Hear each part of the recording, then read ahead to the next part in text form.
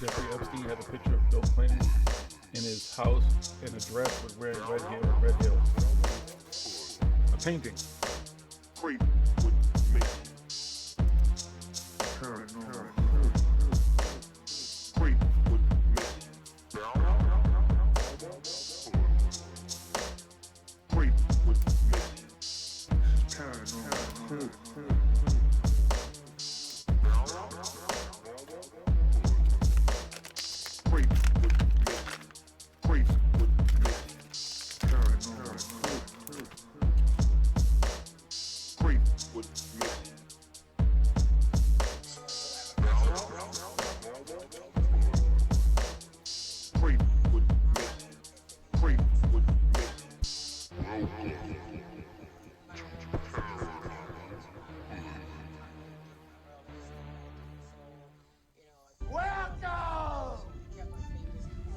Oh, that's crazy.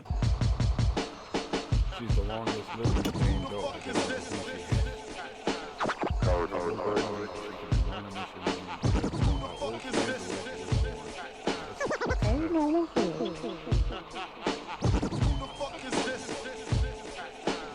Paranormal Hood. If you're feeling lucky, duck, then press your luck. How long has that roll?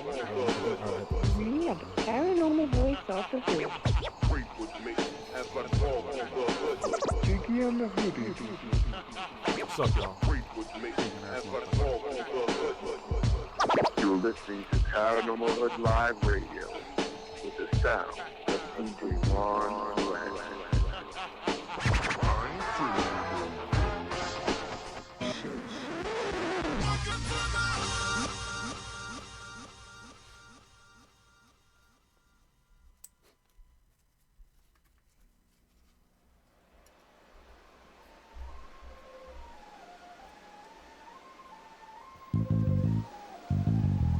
Paranormal Hood. This is Paranormal Hood. Jiggy and the hoodie. Ain't afraid of no ghosts. Creep with me. As I crawl through the hood.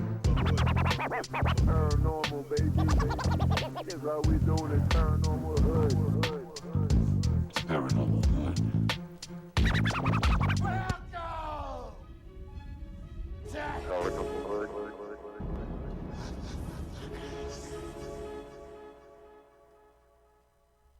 Keeping it on lockdown. All world is in the building. Welcome to my hood. Where ain't nothing normal. You can take a walk in my hood. Everything paranormal.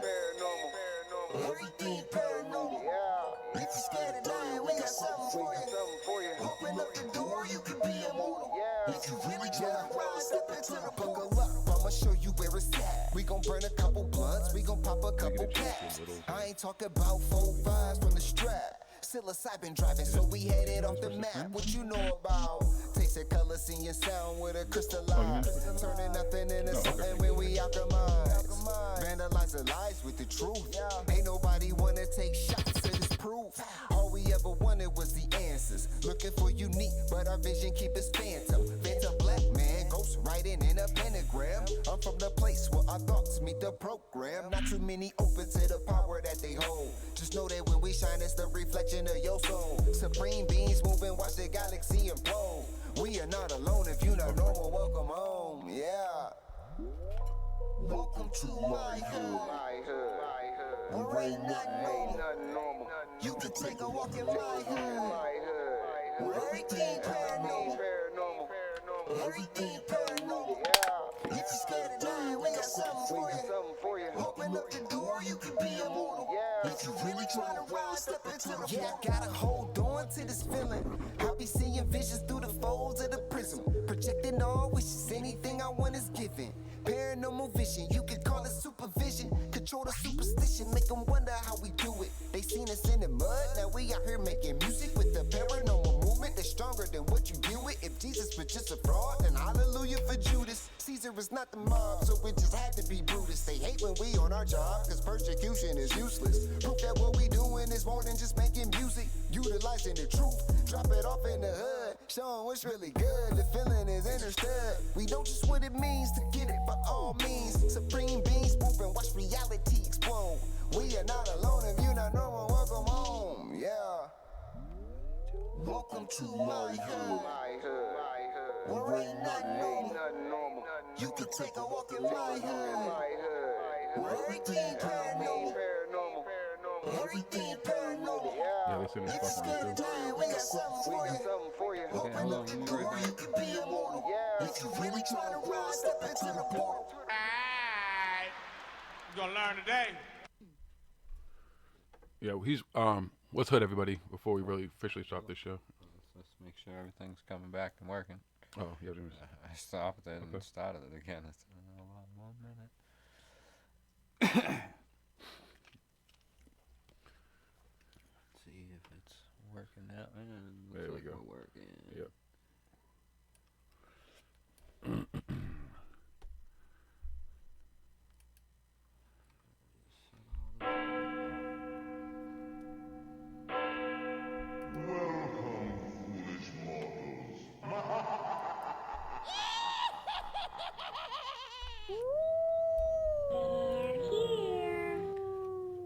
All right, y'all. The crazy train's leaving the station. Let's go.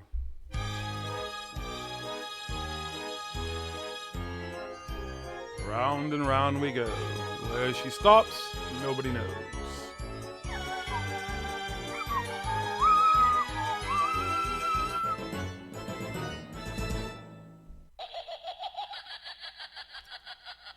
What's Hood Hoodies? Welcome to the Thursday night. This is Paranormal Hood Live Radio, and we're live and direct in the Garden of Knowledge Studios. I'm your host, Jiggy. I am smoking. Yes, we're back. Part 2 for you. Unfortunately, for anybody who didn't pick up last night's impromptu video that we did, show we did, pretty much, because we were here longer than we thought we were going to be. This may not all have a lot of context for you, so I apologize to anybody who's going to walk into something they kind of don't understand. But what I suggest is at the very end of this video that you go back and watch our video from yesterday, which will give you a better understanding, so we don't come off like some ranting, raving lunatics. Because unfortunately, the reason all this had to be done, the video that started all this, is no longer there. So it is what it is. But yes, it's open topic, hot topic. Anybody who was here last night kind of knows the topic. Anybody who follows on Twitter kind of understands what's going on and gets a feel for it. So we'll be kind of still addressing a little bit of what we were addressing last night and other stuff. It won't just be about that. So just sit back and enjoy the ride. What's up, DeBaz, Planet Lupa, James Harrison, Professor Fez, BGs, Nicholas Lucchini, Michelle Embry, Stevie Littles, James Harrison, Out of Mind, BGs. I may use that names twice. I don't know if I did. I apologize if I did. UFO Gandalf, good to see you, brother. Anybody I forget? I'm going on the list. What's up? Get Lady Marin's in there. That it? We good for now? All right, Gerald M. Yates. Shout out to everybody who's here with us. Thank you for joining us early. Thank you for being a part of tonight. Y'all know how we rock out. You know what we're going to do. At some point after we do the news and take a break, we'll get back into it and everything like that. Because it's still, the more and more, I got to be honest with you, the more I had saw some of that shit, it really just kind of irked me. So I just want to talk about it. And have an intelligent and rational conversation about it. Just, I want to preface it to everybody so they understand that I did reach out to CW. He was absolutely positively invited to join us tonight. I did not get a response, so I'm going to take that as a no. He does not wish to do so. I got no response at all. But I just want to make that clear because that was what sparked this whole thing in the first place. I was very upset about the fact that I didn't get the luxury of being asked offline to have a conversation, which would have changed the whole scope of the last couple of days. Hold period. on, they're saying no sound. No sound? How is there no fucking sound now?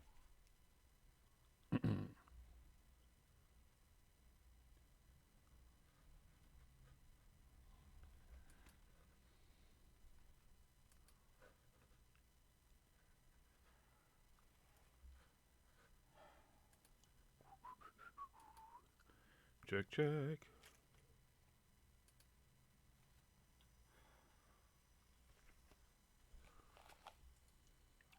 La la la.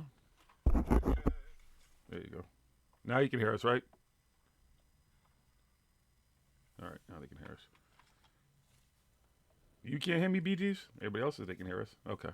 So you guys didn't hear in the chat. You guys didn't hear anything of what we just said at all?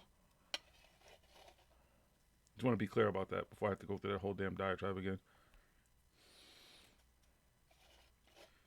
But did you guys hear anything that I said? It's just still buffering a little bit. Maybe for you BTs. Anybody else having problems with buffering? Because it's not buffering on my phone.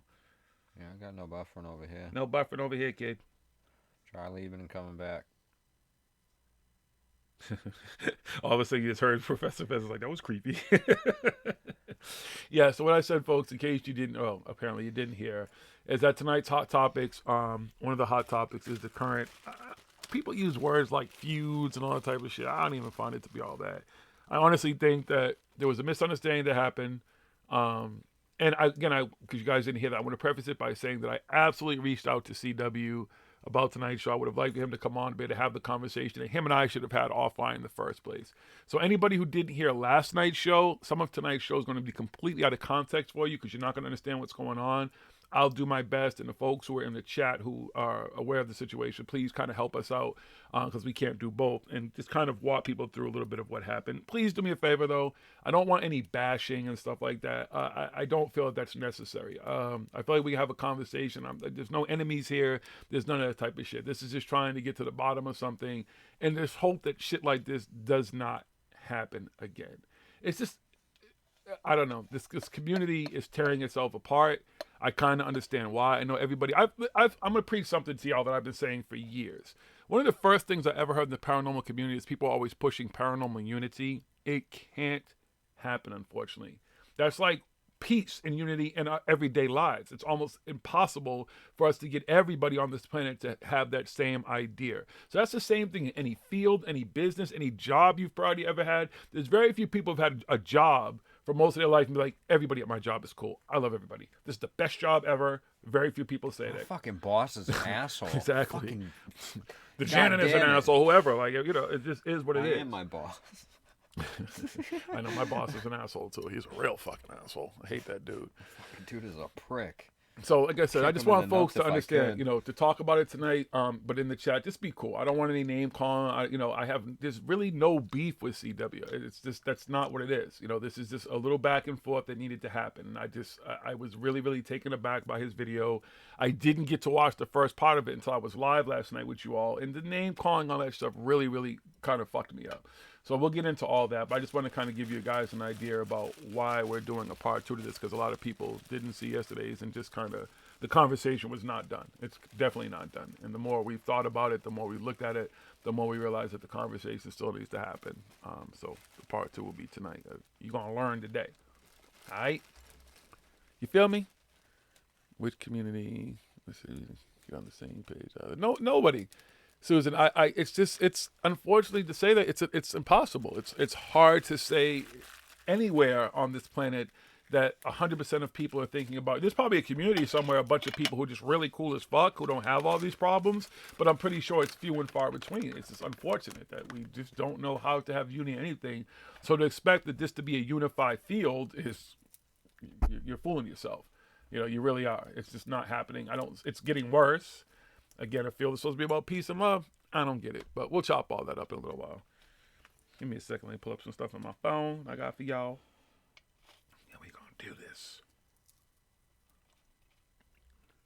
Let's play some appropriate music.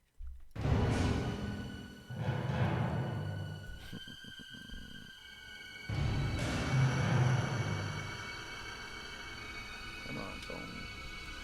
All right, folks. So anybody who's new to the show for the first time tonight, let me explain to you what we do here. We spend the 6 days in between each show searching, high and low, here and there, everywhere. Television, the news, YouTube, the internet, newspapers. Whatever source where we can find that weird, that strange, that odd, that different, that not necessarily mainstream news. And that news could be here on Earth. That's why I said Earth, y'all. I like saying Earth. Or maybe it's up to the moon behind me where I say Michael Jackson resides and he's about to do his nightly performance. Hee hee. Or maybe it's up to Mars, the supposed red planet. Or maybe it's somewhere beyond, somewhere deep out there, something that has not been explored yet. But we found it. And we bring it to you every Thursday night on this segment of the show we simply call Smoke King's Paranormal News.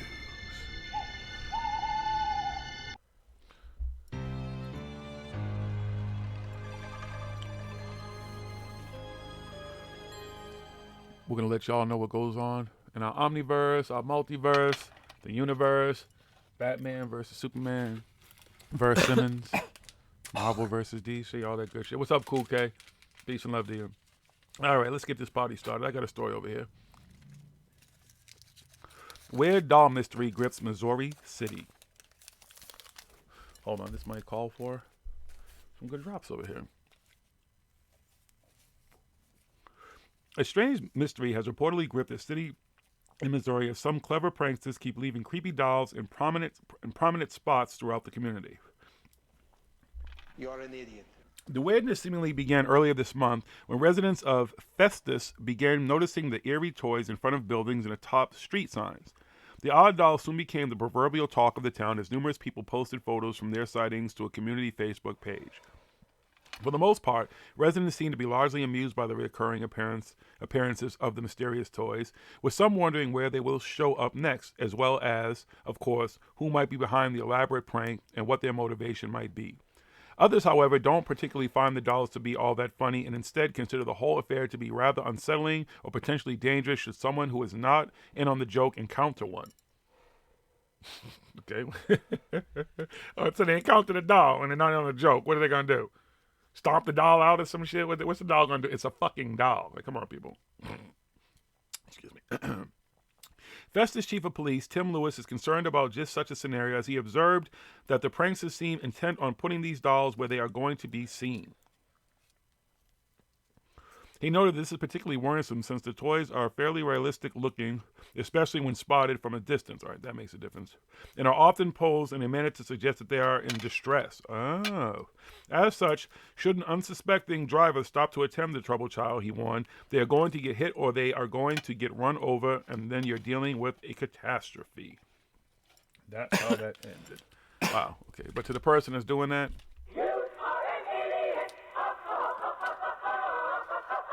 I don't mind like fucking around with the dolls, but if you put them in positions where you're trying to make people think that it's a child in distress and putting people in danger, you're a fucking asshole. You're a fucking loser piece of shit. You should figure out better things to do to prank people. Like, you're gonna get somebody killed or hurt. It's not worth a fucking prank. Come on. So you can get a fucking YouTube like or some shit. Fuckers. Fuck out of here with that. Grow the fuck up. Give him a double one.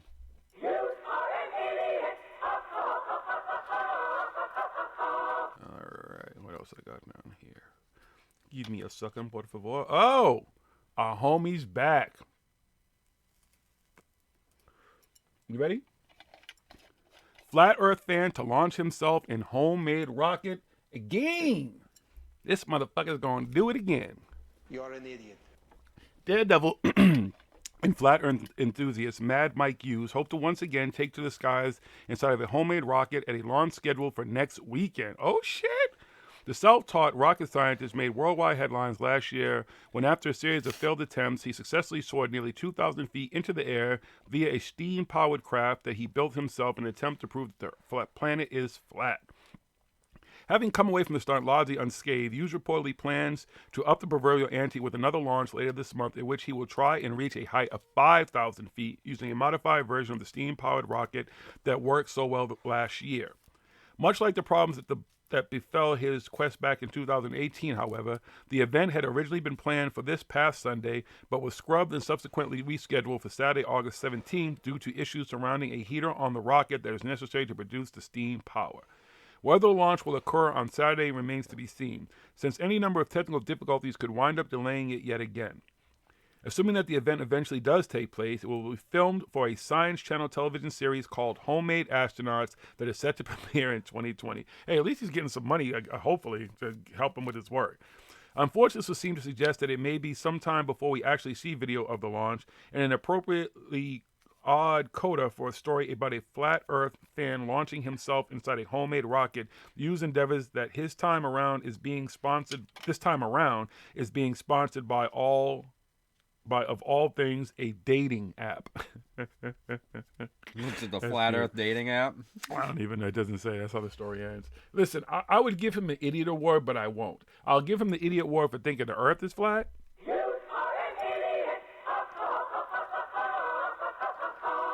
But I will say this again, as I said last year. Kudos to the man for at least attempting to prove something that he believes. Unlike most people who are sitting in the back talking about the Earth is this, there's a wall, there's pyramids in Antarctica, farting 1 and farting 2 are down in the pyramids and the structures below. All that bullshit, right? But at least this man is attempting on his own to do this. And like I had said before, I hope that someone... He's got a dating app. But he didn't have that before. That's what I'm saying. Before he was doing that shit on his own. Last year, somebody else sponsored him last year. I passed it, but I forgot who sponsored him last year. I think it was actually the Flat Earth Society. Well, someone with some real money, but hopefully we'll see what he does. Hey, he'll get up there and be like, "Fuck!" That would be the cool. That's why they're gonna wait to fucking put this shit out. Can you imagine it was like live? He live streamed that shit. And he's up there like, "Fuck! Oh shit! It's round." And hopefully no harm befalls the man again. Let's see. Yeah, I hope nothing happens to him. And yeah, it's gonna be funny. It's gonna be like when the other flat Earth people, they got that fucking $20,000 gyroscope and proved that the Earth is round. This dude's gonna go up in his rocket with his cameras and stuff, and he's gonna prove the Earth is round. We all mad. Turn the cameras off. Turn them off. Well, fuck! I hope I crash now, because I don't want to fucking have to go back down and fucking tell everybody. The Earth is round, man. It's round. All right. It's gonna pull a NASA and cut the cameras. Cut the feed. I got another good story here for you folks. Ghost hunters busted for breaking into dead man's haunted home. You're an idiot.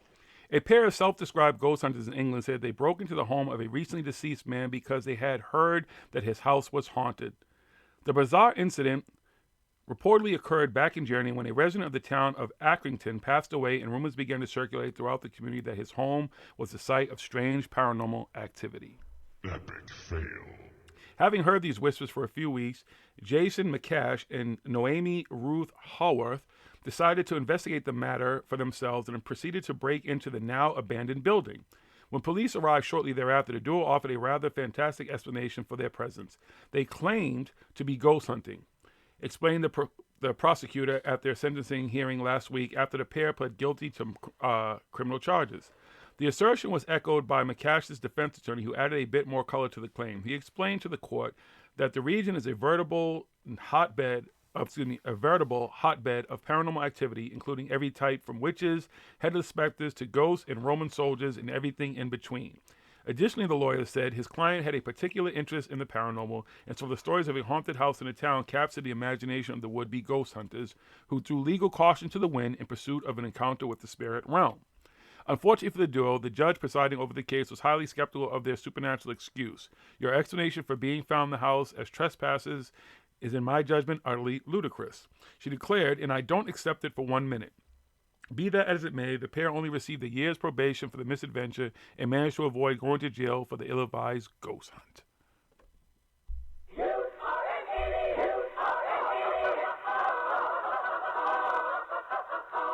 They both needed one of those. They both had it coming. Sorry. Couldn't even let the poor man rest in peace. Gonna go break in the man's house. He was looking for gold. You got anything over there?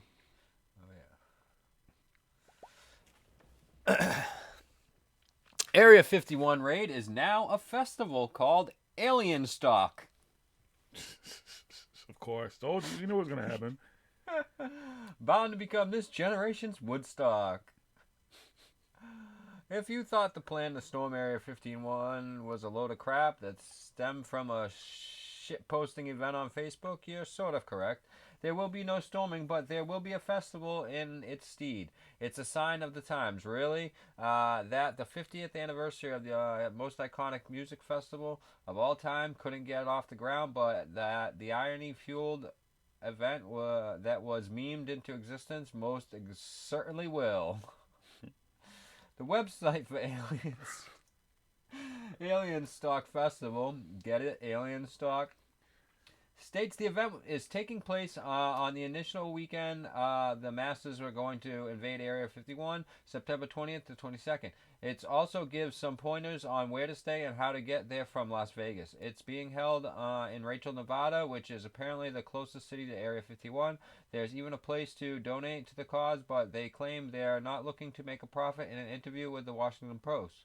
But wait a minute, hold your sauces. Rachel only has a population of roughly 50 people, and Vice reports that they are none too pleased about the projected horde of millennials showing up in their quaint little town. Just like the warning against coming to Area 51, the town of Rachel posted a serious PSA on their site, saying that the only inn in town is booked. There are no gas stations or stores, and basically if you show up here and aren't an experienced hiker or an outdoor enthusiast, you're going to die.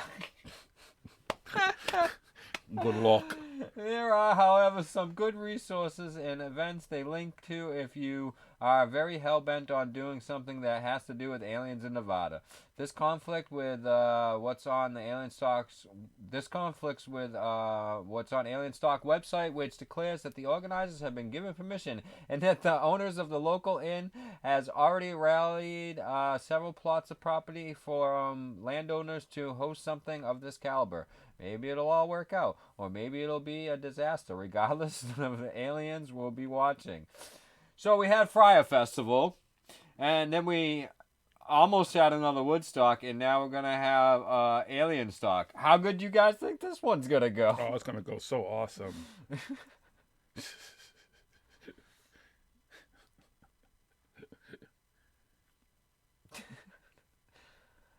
Oh, what the fuck is wrong with people? Good luck, anybody who goes there, if you make it out alive. But hey, they'll get free beer and other free shit, right? Aren't they giving that shit away? Now they're going to start, they're going, wait a minute, if it's going to turn a festival, we're going to charge for this shit. Come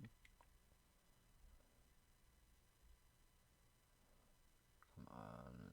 Fucking nothing good in the news. Hold on. Get back to where it was at. I don't care about Alien Stock. Alien Stock. All right, I'll jump in here for a minute then. Where'd it go? Fuck.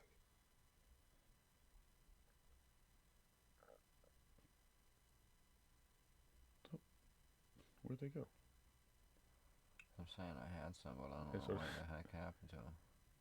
Who took these stories away? All Who right, did here it? we go. Bigfoot in BC. Canadian writer shares Sasquatch story. When John Zeta embarked on a 2-week assignment to write a travel article about the Great Bear Rainforest, he never expected his trip would reveal so many reports of the mysterious Sasquatch. However, Zeta appeared to stumble upon person after person who had stories of the Sasquatch and ended up with a collection of stories. I knew at the back of my mind that there was this long history of reports there, but when I got there, the timing was such that there had been a whole bunch of reports of the creature. By the end of this 2 week period, I had all of this information and research that I just decided to do a book afterwards. His book, In the Valley of the Noble Beyond, In Search of the Sasquatch, which was released last month, shares stories of some of these reports from scientists, indigenous community members, and nature tour guides. The local author said he's always been interested in Sasquatch. I grew up at the time when Sasquatch was quite prevalent in the media and pop culture, 70s, early 80s, and I read a lot of Sasquatch books as a young boy going to the public library.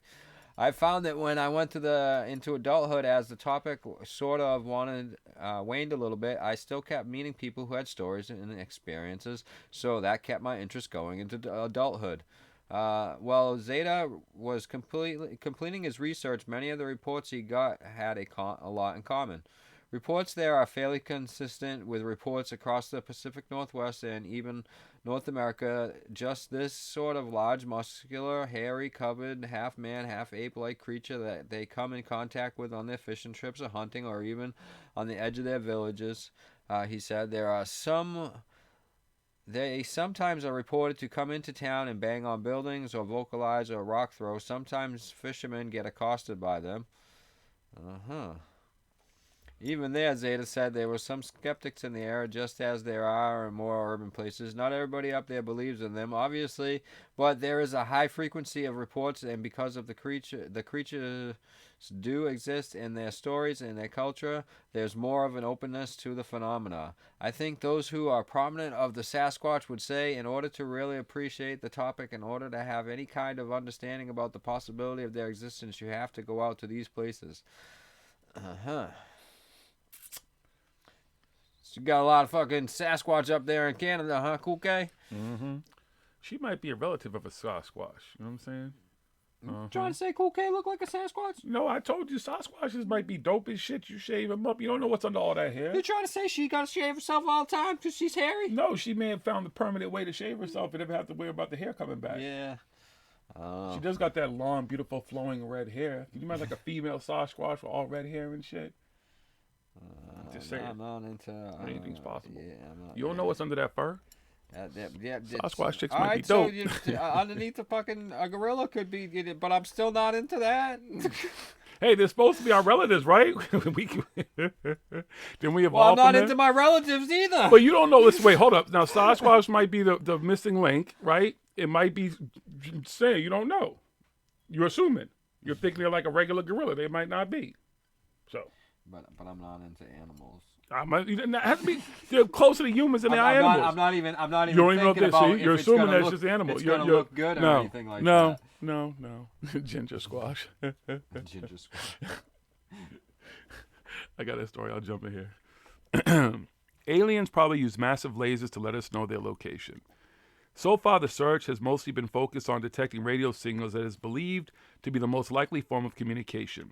However, a new collaboration between SETI's Breakthrough Listen project and a massive gamma ray observatory called Veritas has expanded the search radius for alien communication. Now, instead of searching for radio signals, the main focus will now be looking out for laser-like flashes of light. There's quite a big difference. Many people may think that attempting to establish contact with extraterrestrials is a relatively new occurrence, but in fact, it's quite old, older than most people that are alive today. For around 100 years, humans have been broadcasting radio waves into space. This has been going on ever since somebody Marconi, Gigliamo? I don't know how to, it's not GMO, it's like Mr. Marconi, or Miss, because I don't know if that's, Marconi pioneered long-distance radio transmission. The logic behind SETI's radio-based approach has been that other extraterrestrial civilizations might also use radios to communicate, as it's a well-known and relatively simple form of distance communication. It's not just radio that is being considered now, though. Many researchers are seriously thinking about communication via light. This method involves looking for brief flashes of light, like pulsing lasers, that could be used to communicate over interstellar distances. You know how y'all, like the SOS with the light? You're doing the SOS, maybe that's where we got it from. While this may sound peculiar, it's actually possible to send more bits per sound on a second light beam than a radio beam because of the higher frequency. Therefore, there is quite a high chance that any civilization could in fact be using light rather than radio beams to communicate with another one. Veritas, which is short for the Very Energetic Radiation Imaging Telescope Array System, will be used to try and find any proof of communication. It will search for pulse optical beacons with its array of 4 12-meter telescopes at the Whipple Observatory in Amado, Arizona. Partnering with Veritas is a breakthrough initiative. We are also interested in finding extraterrestrial life. Founded in 2015 by Yuri Milner, it is a program that aims to help scientific and technology research that's connected with the search for alien life.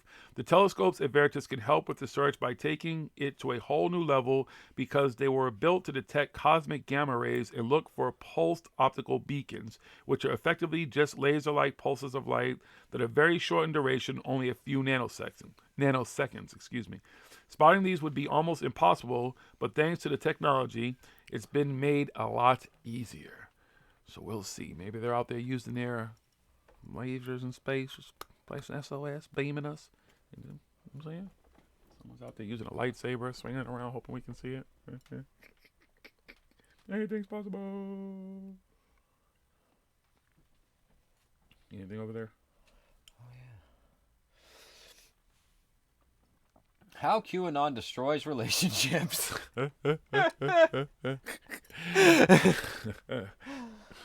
We spoke to people who told us how the QAnon conspiracy theory ruined their marriage, turned their parents into completely different people, and generally made their lives miserable. Wow. You poor, pathetic people. And it wasn't hard to find people that this happened to. One of the most disheartening signs of our advancing hell world are the thousands of people who wholeheartedly believe in the deranged conspiracy known as QAnon.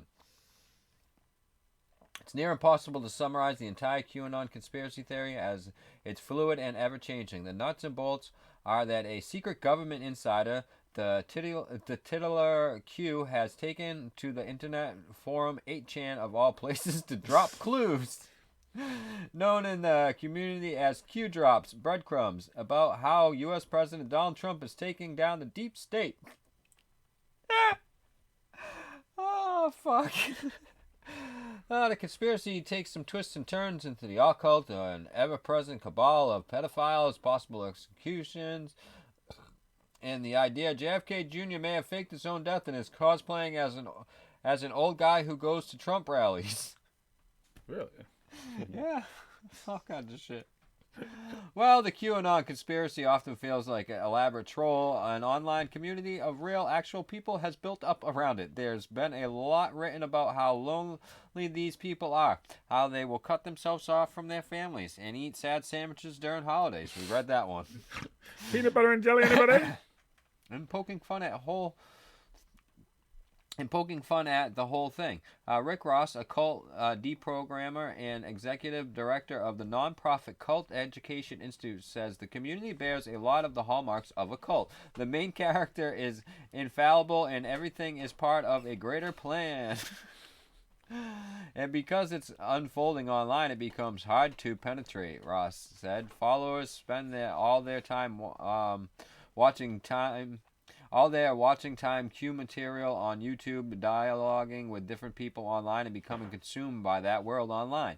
No one knows how hard it is to break through the bubble one creates around themselves than loved ones. Well, maybe it's funny for those outside peering in. What is like for those who are close to them? The people who experience their loved ones' brains being rotted by YouTubers break down 8chan posts in real time. I decided to seek them out. I found a woman whose husband became so obsessed with YouTube conspiracy videos he would follow her around the house and force her to watch them. Someone who avoids their mother because of Q, and someone was dumped by the man she loved because she actively attempted to debunk QAnon. Wow. Here are the stories. Deb told Vice that her mother had always suffered from mental health issues, but it wasn't until recently that she was diagnosed with bipolar disorder, a personality disorder, and PTSD. Deb's parents' brief belief in QAnon started when her parents decided to get rid of cable TV and started watching YouTube a few years ago. Oh boy. Should have stuck with the Matlock. But Q's so much fun. My mother's in her mid-60s and a Q cult member. It has made dealing with her mental issues that much harder. She had a hard time anyway dealing with the real world, and now the world is so much worse for her because all the horrible things the cult deals with. Devil worship, sex trafficking, children being tortured and eaten and used as sex slaves. It's with tears in her eyes she describes the horrible world we live in now and frustration that I don't believe her. She left out some shit. Fucking aliens and fucking blue chicken fucking fuckers and all other fucking stupid shit that these fucking people believe and fucking secret space forces and fucking... I've tried to show facts only to have fake news thrown in my face. How do you disprove anything when everything that's different from what the Q cult says is considered fake news? It's fake I asked news. her how she could believe someone who doesn't even use his real name. Could you believe someone who has to have everything he says decoded by people who you don't even know anything about?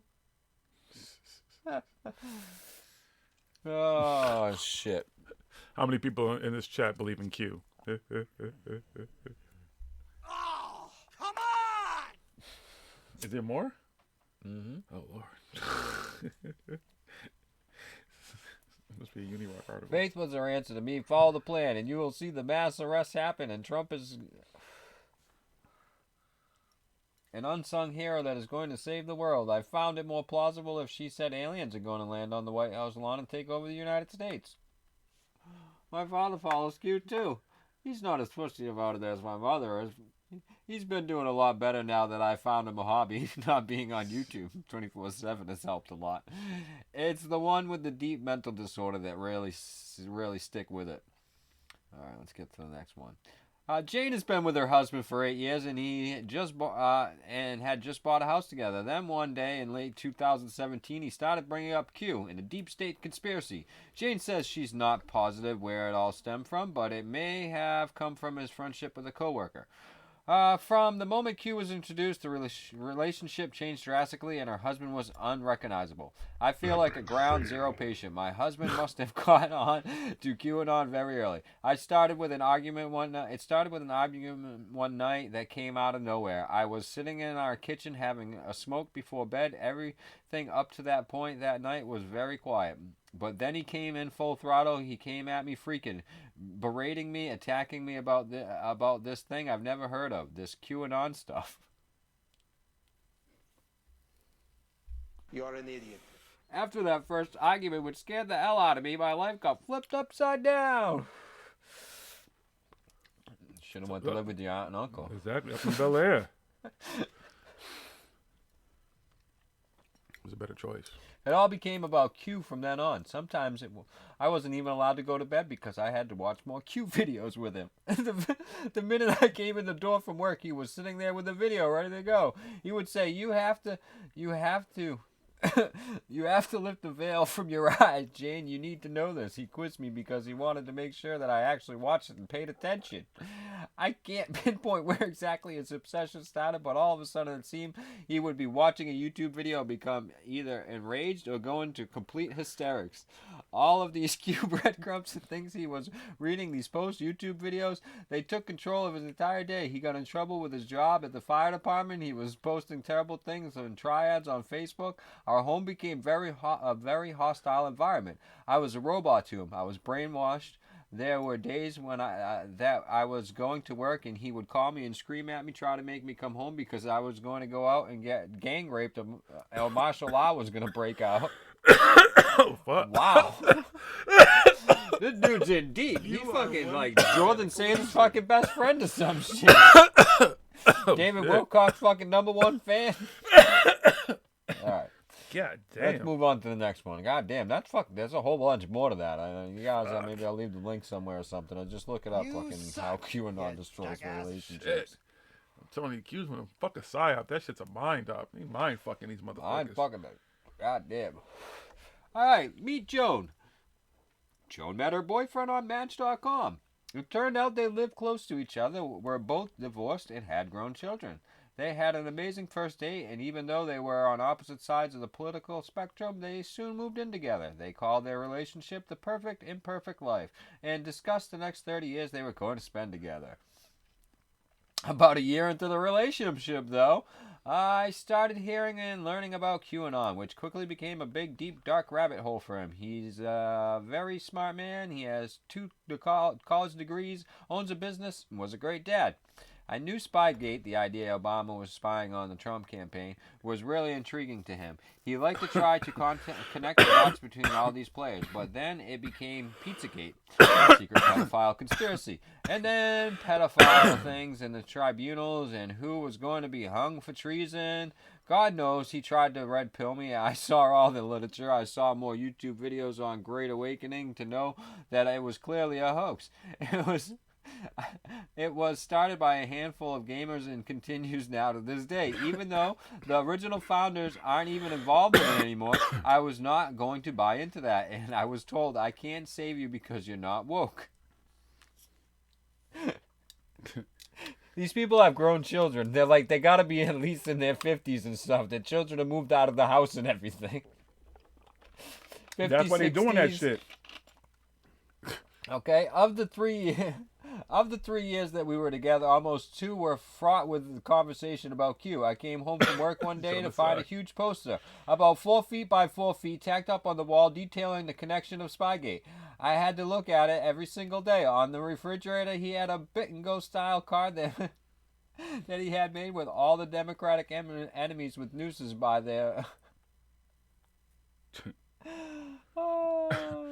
the ones that he thought were going to be executed first.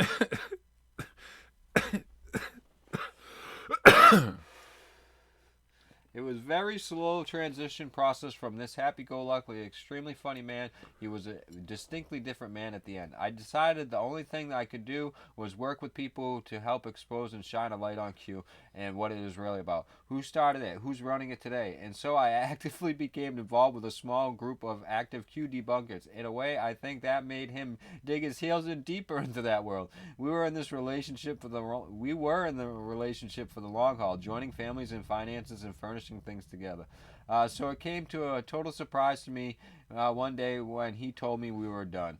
He said my politics made me dislike him, that I was working to debunk Q hurt him hugely, and it made him very angry. We truly used to say all the time that we meant more to each other than politics. At some point in time, that became not true anymore. Wow. No, it was 3 different people. 3 different people, 3 different stories. Q ruins fucking lives. And that's it for the news. Wow. It's fucking crazy. It's funny, she started debunking him. He's like, okay, you gotta go. All right, folks. He couldn't handle the truth. QAnus. Hashtag QAnus, because that's what it is. Q is shit. That's just basically what it comes down to. Sorry, folks. I know everybody wants, or not everybody, but some folks want to believe in some outlandish, crazy shit. Again, if you follow that whole, where that whole thing leads, who it leads to, and the people that are involved, if you believe anything about that, good luck. That's fucking crazy. All right, it's break time. We're going to play a couple of songs. Don't go too far. We're going to come back after that. Actually, I'll just play one song, and I'll just play the theme song stuff, and then we'll come back. But don't go too far. We come back. We'll address some of that. Please, folks, I know there's some questions and stuff in the comments, in the section of stuff. If you kind of address that stuff again, because I don't want to have to scroll all the way back. And maybe we'll talk about everything tonight. Like I said, this isn't a bashing contest. I don't want people to, I want to just completely understand this is not going to be a bashing contest. So even in the chat room, this isn't going to be fucking slander, talk shit about CW or anybody else. It's just going to be kind of a recap of what we were talking about last night, where we kind of stand on it now and stuff like that, and see what people have to say too about it, who are involved, because motherfuckers, some of y'all were involved too. Y'all know. All right, so we'll be right back. Don't go too far. It's Paranormal Hood.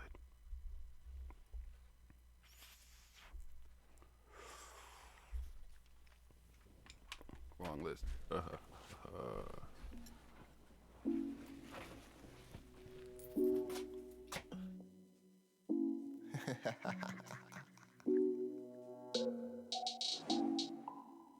Yeah. Yeah.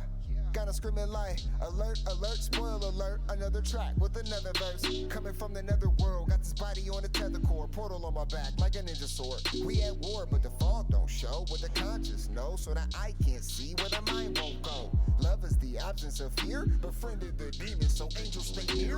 Angles appear, shapes create prisms, and prisons of mirrors. Clash with the gods with this pen as a spear. Been through the hell without showing the fear. We implode what you holding so dear. Explosion is floating your ears. Fractals on fractals, a focus so clear. Dying so well that my living is weird. But you feeling is weird. But you feeling is here. Cause the truth is the truth, nigga. No matter what you call fact. And the fact of the matter is, I'm certain mad on these tracks. Controlling the frequency as I vibrate so geniusly. It's just the free in me. Or maybe these shrooms gave birth to my truth through this womb. That's why I be getting high in my London fog. Popping shrooms, rolling line in my London fog. That's why I be getting high in my London fog. My London fog. Fucking London fog. But it appears that the ancients were interested in the study of how to, discriminate and discern which were the good angles coming in and which were the bad angles. In astrology, in astrology they're angles or angels, and the language of angels is astrology. Yo, everything came from black, so we can put a halt to the races. The issue is awakening the mass population for removal of the faces. See, what you seeing is a matrix, so what you seeing is a womb with a full spectrum, bringing life when the ray hit. I can hear it like I'm hearing what my name is. I can feel it even running through my veins in. They made a maze for amazement. I took a prison and I turned it to a playpen. I am Christ in the flesh, fire in a fire-based body, pouring water on the earth when I air. It's all inside of me, what shall I ever compare? It's all surrounding me, what shall I ever draw near? They want me drowning, but fire and water put me in the air. All in that ether it gather as soon as I think and imagine it. They want me dead when I spit on this bitch, niggas rise up like Lazarus. That's fucking supreme, I'm programming dream while they talking that fabric. I will call audacious, revealing the faces on all of your savages. That's why I be getting high in my London fog. Popping shrooms, rolling lie in my London fog. That's why I be getting high in my London fog. Yeah, my London fog. Yeah, fucking London fog. If you do the discipline to get your aura into a geometry where the pine cones can kiss, which means you need to avoid electrosmog. Basically, the electrical definition of sacred space is the only place where your aura can unpack. And it's correct to call that the awakening, because it's literally the further and further propagation of your field according to the laws of phase conjugation.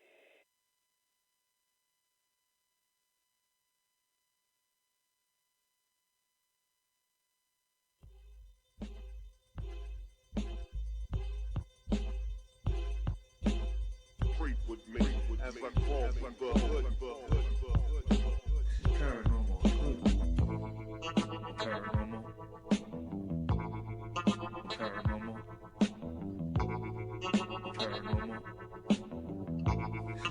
Paranormal. Paranormal. Paranormal. Paranormal.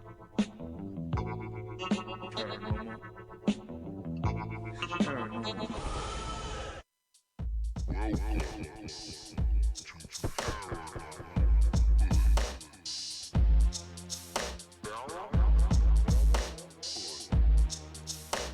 Creep with me. Creep with me.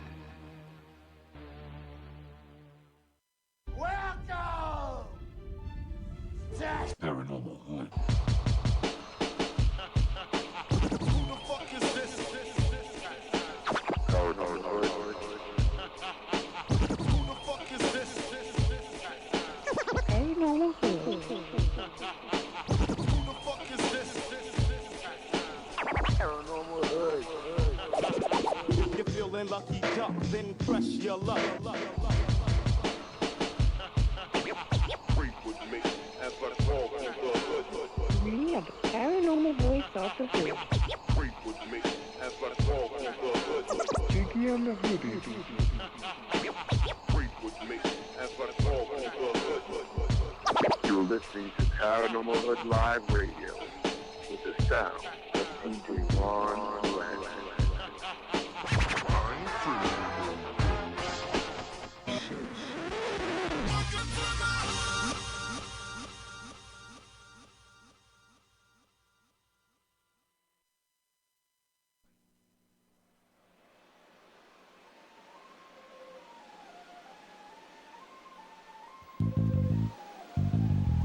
Paranormal Hood. This is Paranormal Hood. Jiggy and the hoodie. Ain't afraid of no ghosts. Freak with me as I walk in the hood. Paranormal, baby. That's how we doing it, Paranormal Hood. Paranormal Hood. Paranormal Hood.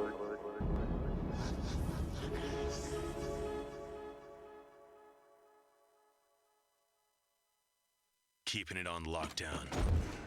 All world is in the building. Welcome to my hood. Where ain't nothing normal. You can take a walk in my hood. Where everything paranormal. Everything paranormal. If you're scared of dying, we got something for you. Open up the door, you can be immortal. If you really try to ride, step into the buckle up. I'ma show you where it's at. We gon' burn a couple blunts, we gon' pop a couple caps. I ain't talking about 4-5s from the strap. Psilocybin driving, so we headed off the map. What you know about? Tasting color, seeing sound with a crystal eye. Turning nothing into something when we alchemize. Vandalize the lies with the truth. Ain't nobody wanna take shots of this proof.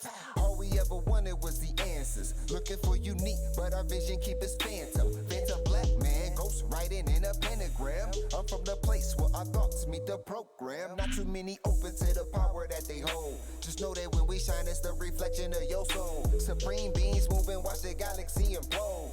We are not alone. If you're not normal, welcome home. Yeah. Welcome to my hood. Where ain't nothing normal. You can take a walk in my hood. Where everything paranormal. Everything paranormal.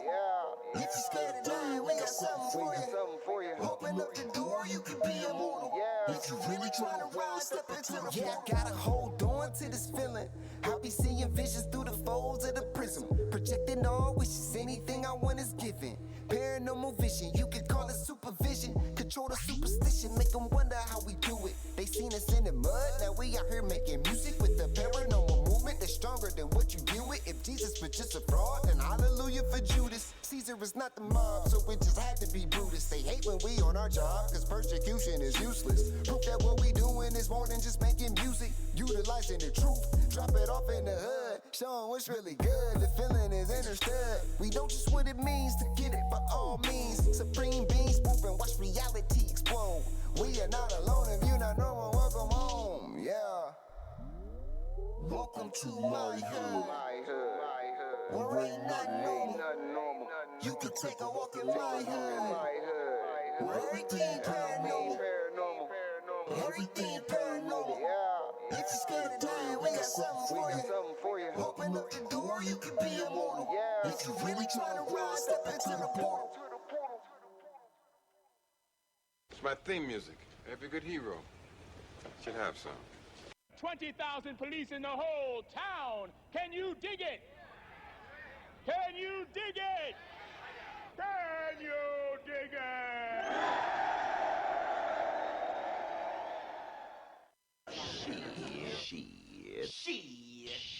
Shit. Smoke weed every day. Peace and love, everybody out there. This is Paranormal Hood.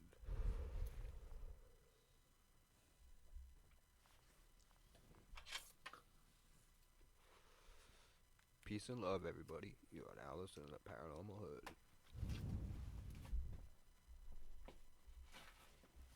This is Billy Carson, a.k.a. Forbidden Knowledge, and you're listening to Paranormal Hood Live Radio. They are the paranormal voice of the hood. Every now and then I got to play that, y'all. That shit is... All right, folks. What's hood, everybody? Welcome back. It's Paranormal Hood Live Radio. We're live and direct in the Garden of Knowledge Studios. It's Jiggy. It's Smoking. And let's get into the show. It's hard to fucking keep up with this chat. All right. So let's just start where this is. One, I want to preface it again. I don't want CW bashing. As me personally, who is involved in all this stuff on Twitter, I'm going to explain as much as I can. Let's set the record straight, and we're going to put this shit to bed tonight. This ain't rap beef and shit. This ain't Paranormal Hood versus CW. None of that type of shit. All right, this is just one of those things where there was a bunch of fucking hotheads, and I'm gonna come out and say it. And I've said it. I said it last night. I'll say it again. I was not a hothead. What I said, whether or not people like it, whether they can understand it, whether they believe it, whether they're smart enough to maybe go do some research on it now, I stand by that shit. That's just what I feel. From Jay Widener to Groovy Bean to their show and everything like that, I just think there's something not right with the whole situation, so I have spoke upon it. I tried to contact those people. I was talking to Groovy Bean via direct message and stuff on Twitter. I told, as someone who suffered a traumatic brain injury myself, I can relate to her. So that was my first approach anyways, because I, had first gotten wind about her and the doxing, whatever and stuff. And then I found out that, they were talking about her injury and put all that stuff in it. So I reached out to her about that first. And then when the whole Jay Widener stuff came out, I just asked some questions and I was very polite about it. And I said to her, could you at least ask him then to contact me? I don't want it doesn't have to be a debate, doesn't have to be any public. I would just like to possibly get some answers. Some of the stuff just doesn't seem right about it, all this stuff. No response and everything. And then she stops following me and stuff because I became critical of the whole situation. So with all that being said, anybody who's listened, there's been a talk about that stuff in the past. I bring it up every now and then, but it's not like every week. It's not something that we consistently hop upon. But it was because of CW's debate with Unirock, with the dude being in the chat room. One, I'm no fan of Unirock, but I'm no fan of Jay Widener. So him being in that chat was the only time I've seen that dude come out of hiding, because he has no chat, he has no comments, nothing in any of the videos that he does, no way to communicate. I don't even know if that the supposed Twitter account that everybody tweets follows nobody, which seems like him. He's egotistical enough to have those kind of accounts, but act like they're not him, so he can be a part of the situation, but not be a part of the situation, so he can always say, plausible deniability. Oh, it wasn't me. Those aren't my accounts. I don't even know how to use those things. So whatever. So these ghost accounts that this guy's whatever, supposedly. But he's in that fucking chat talking shit about other people. So we were calling him out on his stuff. What led to him at some point saying he would debate us, whatever. Now, CW was not happy about us having that conversation with him via chat, whatever. Again, there were a lot of stuff going on in that chat. That was just it. The dude was finally there. I took my shot. Okay? Sorry, but that's just what anybody would do. If David Wilcox came in here, or somebody that everybody's going to try to shoot their shot. If Corey Good would show up here, or Emery Smith, or Jordan say that, almost everybody in this chat is going to try to shoot their shot.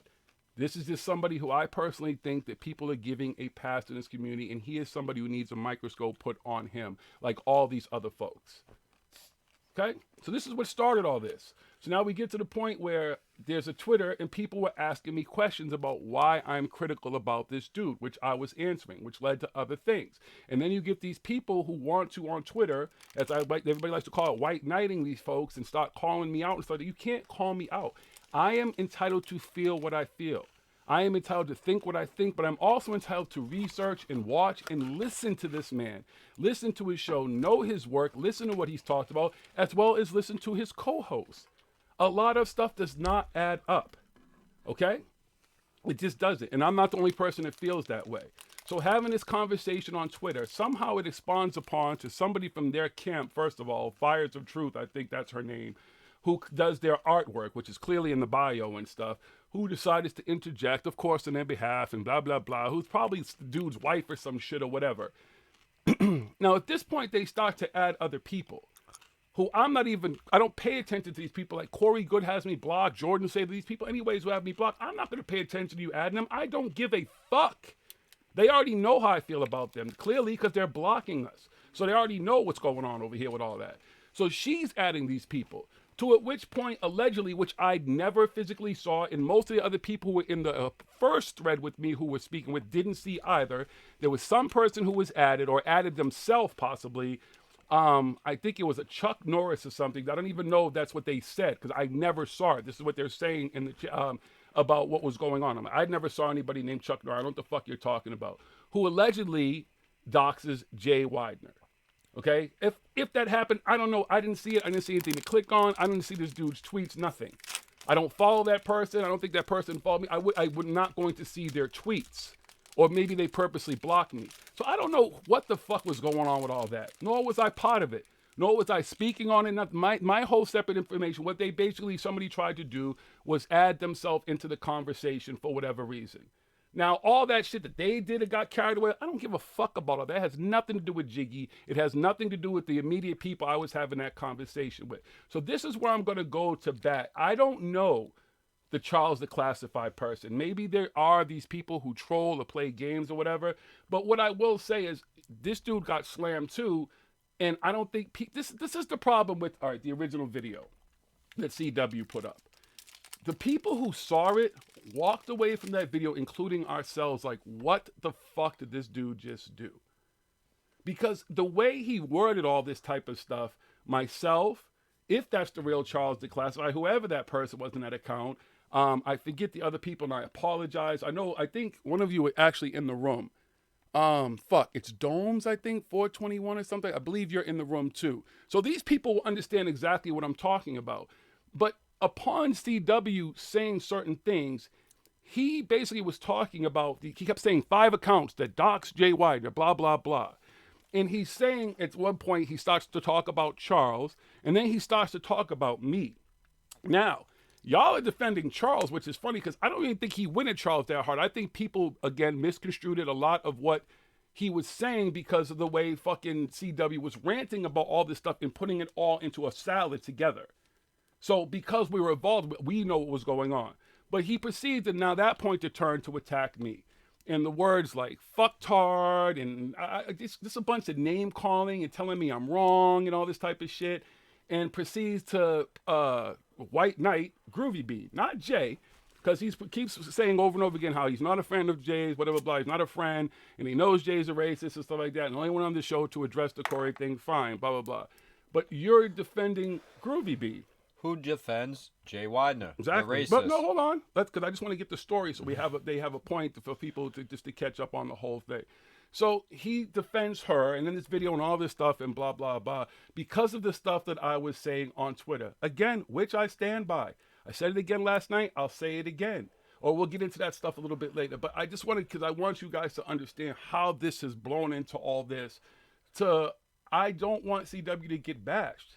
Nobody should get bashed. Again, this is that party, those folks who are Jay Widener, those people and stuff who are just like the Corey Goods and stuff. It makes sense that they would try to all throw some shit in there and do some dumb shit and try to get something going, name calling and stuff like that. And this one did this and this one did that. But anybody who knows, anybody who's a part of it, anybody who knows me and watched the actual tweets, and they're still there because I don't erase anything. They're all there. So, boom. I all that other bullshit just missed me with all that shit. And y'all should get missed with all that shit. There's not really anybody to be mad at in all this.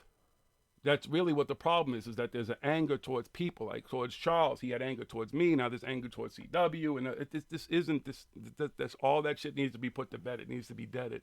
That is completely not necessary. We are allowed as adults to have arguments, to have disagreements, to be on the other side of the table on things. The problem is that CW did not handle it right by just talking to me, just reaching out to me, knowing that I am a reasonable person, knowing that we could have had this conversation, which extremely perplexes me. This is what the part of it that really baffles me, because that would have just easily deaded all this. I'm a very easy person to talk to. We talk about everything here. We've been doing it for 6 years. Very easy person to talk to. And none of this. I am allowed to believe, feel, study, research, follow and talk about whatever I want on our platform. He wanted to bash social media, but understand something, folks. We're on social media right now. YouTube is just the ultimate form of social media because it lets you do a bunch of things that Facebook kind of does too now with Facebook Live and Instagram Live. Everybody got a fucking live anyway, so it's all the same shit. This is all just glorified social media. So we're still communicating on social media. Just a whole lot of stuff, and I apologize to anybody who didn't get to see the video. There's pieces of it still up on our channel from last night. We don't take anything down. There's just no need to. We've never taken a video down, unless YouTube told us because of music or some shit, that kind of. Other than that, we've never taken a video down. We're not going to, we never will. But he took his video down for whatever reasons, and I can kind of hopefully understand why. The name calling and all that type of stuff, I don't know. I felt like he was attacking and talking to me like how he speaks about Corey Good, which is very disturbing and very, I don't understand, because this is Jiggy. Y'all know who I am. Anybody who's been here, cool K, if you're still here, you've been here the longest. I've been the same person the whole fucking time from day one. I have not changed. Nothing has changed except we've done more research. We're on the other side of things because we've gotten older and smarter at learning how to do this job properly, if you want to call it a job. Okay? Because we enjoy what we do. Because we want answers. We want the truth. That's what all this has always been about. So again, I want to make sure that there's no bashing. At the end of all this, we're all going to be friends. At some point, I hope CW and I can just do a live or whatever. We'll just go back and fucking act like this never existed. This is just a bump in the road. We are allowed to disagree. This is not going to keep getting blown up into anything more than that. Anybody who came here thought I was going to bash somebody, no, it's not going to happen. Got nothing but love for the guy. And you also, this is the most important thing about CW Chanter. Any of you folks who are actual followers of his and have been following him and watched his videos and stuff like that, which I have done, pretty much all of them, he tells us who he is. CW has never lied about who he is. He's always taken that point. And I think that's something that people have to understand. When you're dealing with somebody who tells you who they are, remember that. He's never lied about who he is. About his beliefs, how he got there, what he wants to do, who he thinks he is, at his place and all this. He's never fronted about that. I don't believe so. So look for him of who he is and understand that. Sometimes it's just things that people, it's easy. We could have just keep going, having a show about CW, making something blowing. That's not necessary. I know who the guy is.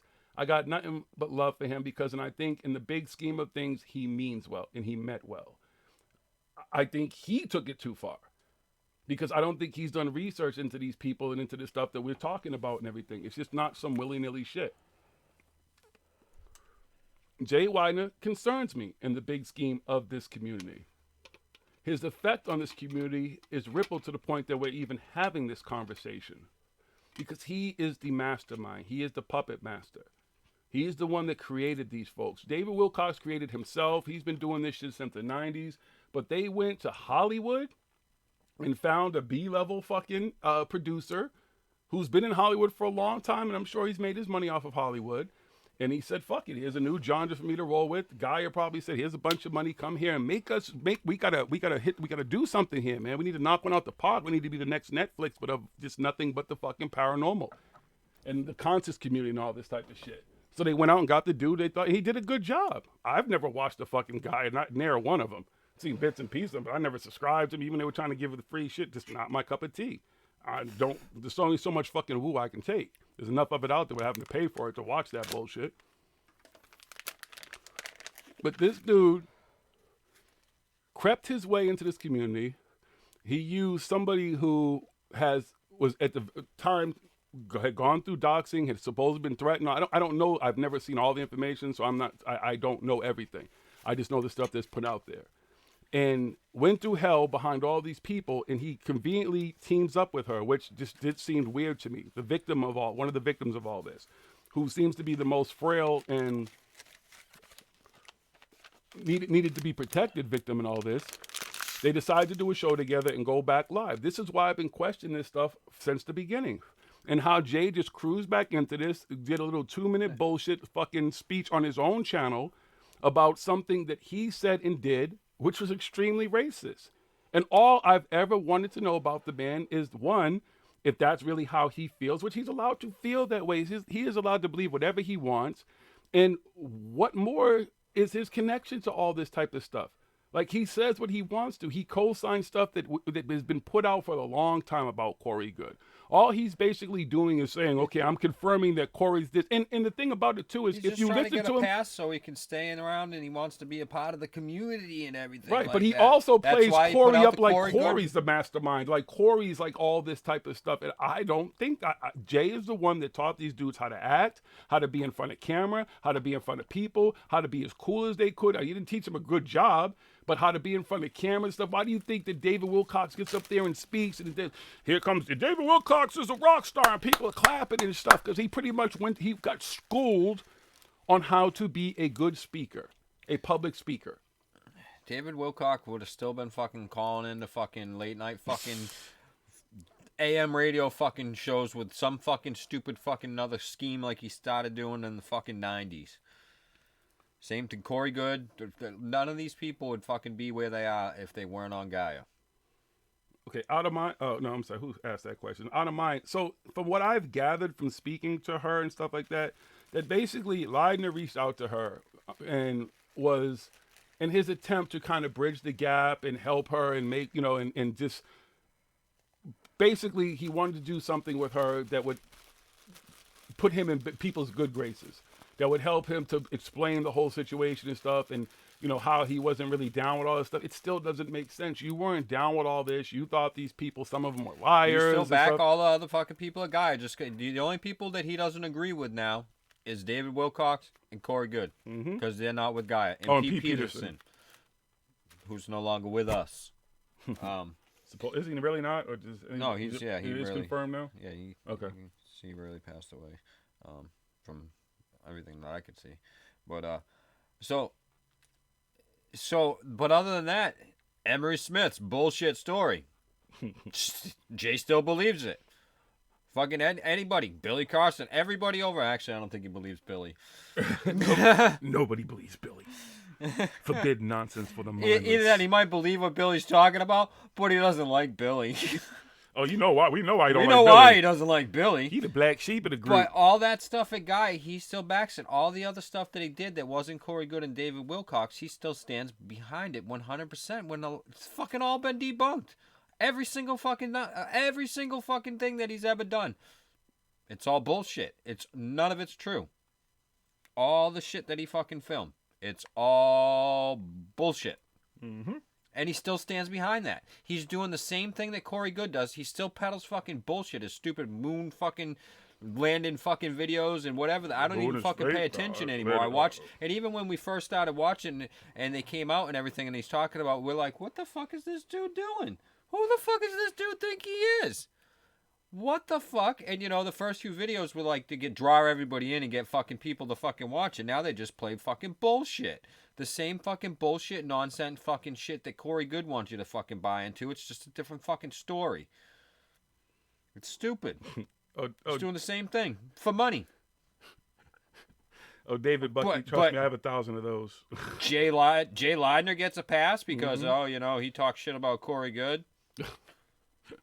But he's fucking created him. Exactly. He's the fucking dude. He got all this shit. And all he's trying to do is put all the onus on Corey. Listen, I'm no fan of Corey Goods. I'm no fan of David Wilcox, but I just find it funny the dude behind all these people is the one who's the biggest advocate of talking shit about somebody. Like, why would we take his word for anything? He has not confirmed anything we did know, except for the fact that now we know he was the man in the booth. Like, no, you need to do that again. All this stuff we need to edit it. We need to make it as good as we possibly can and put this shit out. Exactly. That's the only thing that he added to the fucking story. We knew everything else that he fucking said about fucking Corey. Professor Fez, see, that's the thing. So you're saying, like, and I'm not, so Widener groomed Groovy. We don't know that. It's also, she's a grown woman. I've had traumatic, I got a fucking plate in my head, and y'all can't see all this shit that went on with this fucking head after the aneurysm and all this shit. Oh, and I'll hit it with a metal pipe so you guys can hear it ringing. Listen, people recover different, people go through different things and deal with it different, but the fact is, period, is that, one, I don't understand why she would have gotten back onto fucking YouTube unless this dude made a bunch of fucking promises to her. And some of them had to possibly be financial or whatever. You know, and it just seems to me it's the same scenario now that with the Patreon, that they're pandering and pushing a Patreon because she needs money. And I'm not taking any of this. I've done well and everything. The motherfucker, you cut her the check. Why would we have to cut her the check? You to do with the money. You're the one that put these people out there that made still making money off a guy is bullshit. You cut her the fucking check. You should be taking care of her. And if she's such a fucking saint, what is she blocking him for when he's asking about Jay Widener? Why is she defending Jay Widener when she knows the Saint stuff Groovy, that he's... CW? She knows the stuff that we know. She might know more because she fucking talks to him all the fucking time. Well, that's what she kept saying. Well, I know more. I have inside information. It's coming out in the next video. Nothing that you said in those videos has answered anything. Nothing. It tells us nothing. And then you stop doing those videos coincidentally, and nothing more has come out. But it was supposed to be the great fuck, like all this stuff is supposed to come out. Nothing came out. You told us nothing. Nothing we didn't know about Corey, about David, about Guy and the inner workings and the bullshit. We all know it was bullshit. You ain't telling us nothing fucking new. So what are you telling us that's new? That's what I wonder about this woman too. We could, again, everybody could say, okay, now everybody could point, oh, it's all Jay Widener. They teamed up. They're a team. So it can't just be him. I'm not saying, I don't know about her beliefs or if she believes any of that type of shit. I know nothing about that. I'm just saying that the whole outside looking in on that scenario looks extremely weird. And to call it out and then to get called out for calling it out is bullshit. And the way I got called, listen, you're entitled to say whatever you want, but the name calling, all that type of stuff, this is the problem I only have too, still with CW, is that unless he's doing it now on his live stream, there's no real apology that was really put forth for the name calling for the shit that was said. You know what I'm saying? That stuff was completely unnecessary.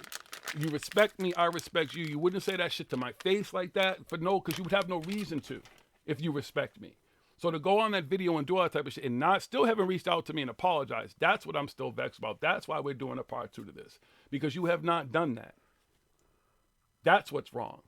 You're entitled to believe whatever you want. You think she's Saint Groovy. You think she's earned her fucking sainthood. I don't know how, unless you personally know this woman, grew up with her, and she's done some saintly shit for you, other than the stuff that she tells you that's going on in her life. And from what I know, all she seems to do is keep hopping on this shit about being threatened and who these people are. Then get the fuck off of YouTube. Get off the internet and stop dealing with these fucking people.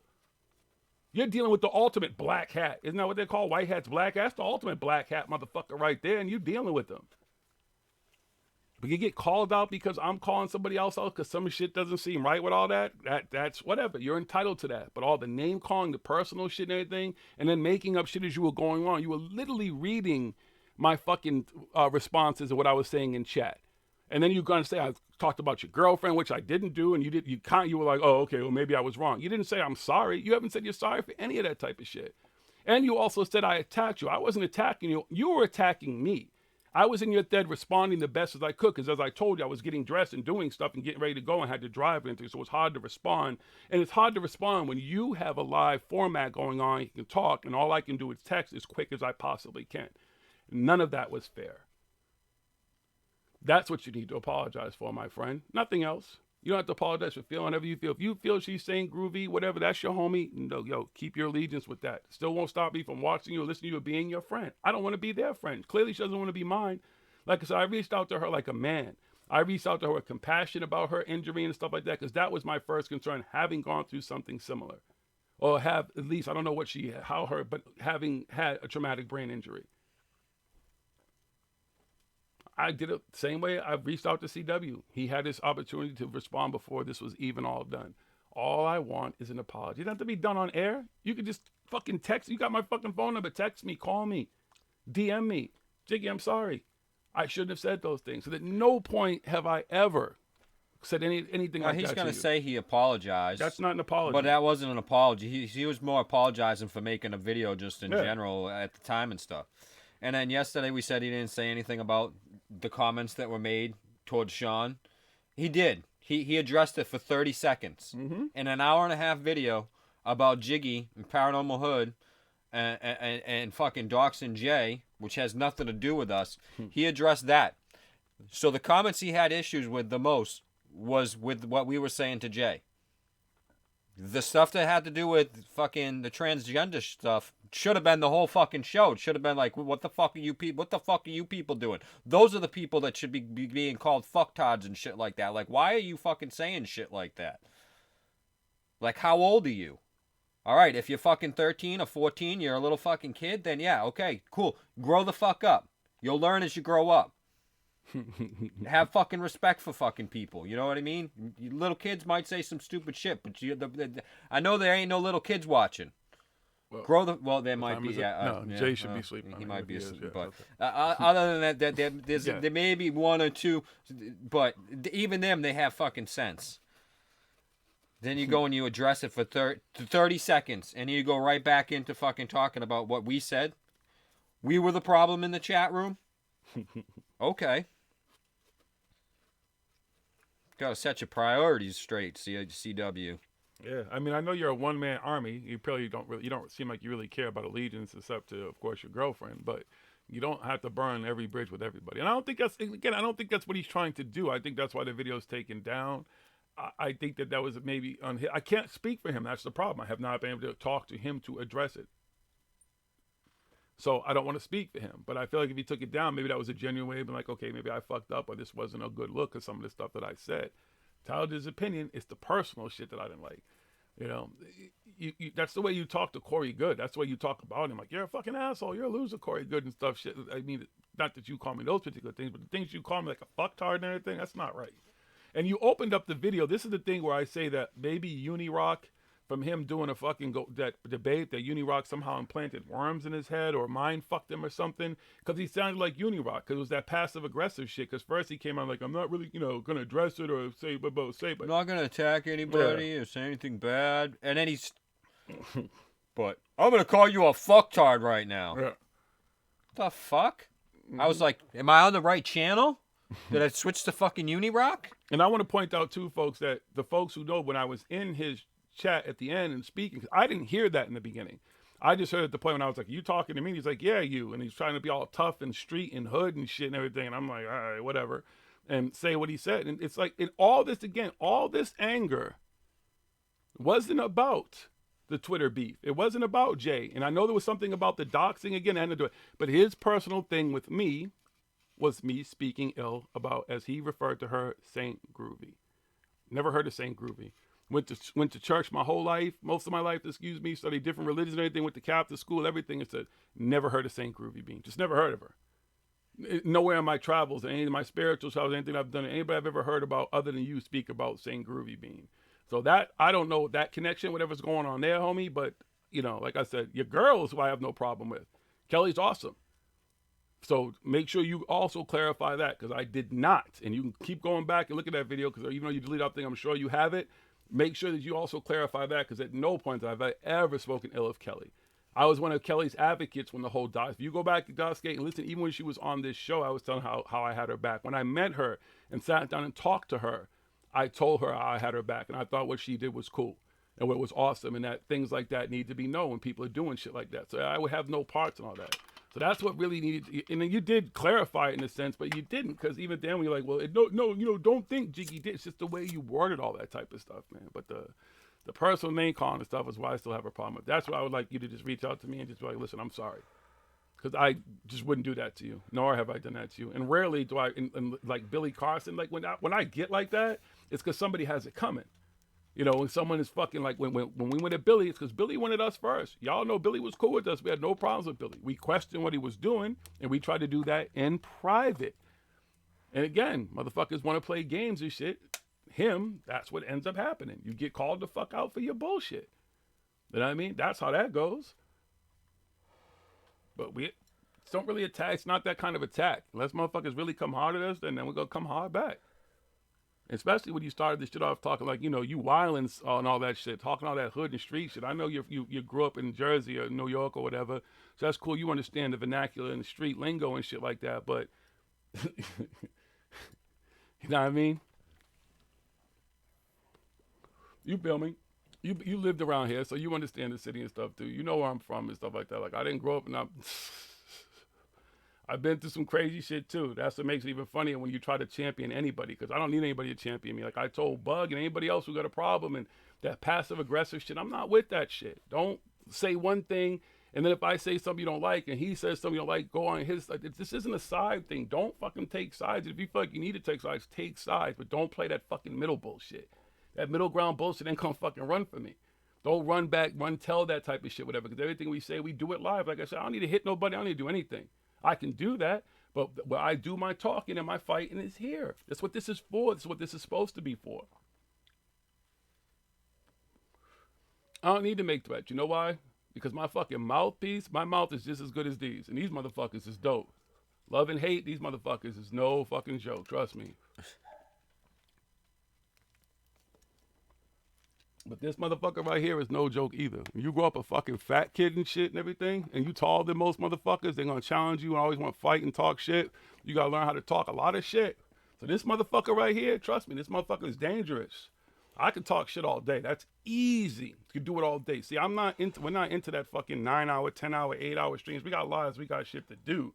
But don't let motherfuckers have a day off and have to do a 9-hour stream on anybody, because you wouldn't like it.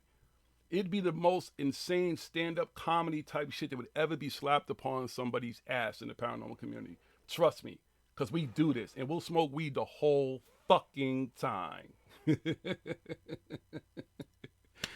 I'm just saying, folks, you know what I mean? We don't want no beef. This ain't fucking hip-hop. Again, say that shit for hip-hop. We're here for some knowledge, to learn some shit that we don't know. To find out some shit that we don't know, to see some truth, to get some fucking answers. I'm a 49 fucking year old man. I'm not a kid. I'm here to do some shit. Cool K, you know, you've been here since day one. I've been consistent. He's been consistent since he joined. Everybody, what we do, we've been consistent about. Because this, we're trying to find answers. That's the ultimate thing. But all the bullshit in the middle that we talk about with all these motherfuckers too, that has to be addressed. Because that shit is taken away from any possibility of us ever finding out any real shit. Why the fuck would aliens want to contact us? We're so fucking petty and fucking stupid. Would you want to? If we look, let me put it to you like this. Say somehow we get a telescope that points to a fucking planet and we get a beautiful view of another race. And as you look at that race, all you see in their air is smog. All you see in their shit is plastic and their waters and their animals dying off. All you see is bombs and bullets and knives and fighting and infighting and outfighting and hate. Would we want to go to that fucking planet? Ask yourself that question. Because I fucking wouldn't. You look through that looking glass and that's what you see. Unless you're a fucked up individual, like, well, I just want to go someplace that's more fucked up than the place I'm at. There are some people who be like, fuck it, let's go. See what they are. Maybe they got some ray guns over there or some shit we can fuck around with while we're in there watching their war and partaking in their war. But most motherfuckers ain't gonna want to go. That's what we look like to these motherfuckers. Where's the peace and love? Where's ascension, ascending, all that type of shit, all this shit to most of these motherfuckers? I don't see how it's possible for any of them because they are exclusive. This is the whole point of people like JY. This is the whole point of having conversations about certain of these people who are the fucking figureheads in the community. Who are the people who are supposed to be like, they're supposed to be like the heads of the fucking paranormal community, the conscious community and shit. David Wilcox? Corey Good? What's that chick's name? Lauren Leisenhower? All these folks. There's a list of them. Billy Carson?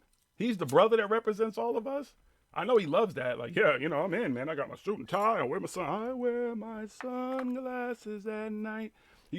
I just want y'all to point out something though, and go back and listen. If you know the timeline of how we started talking when we at him, notice how that motherfucker don't wear sunglasses no more. You're still a googly-eyed motherfucker.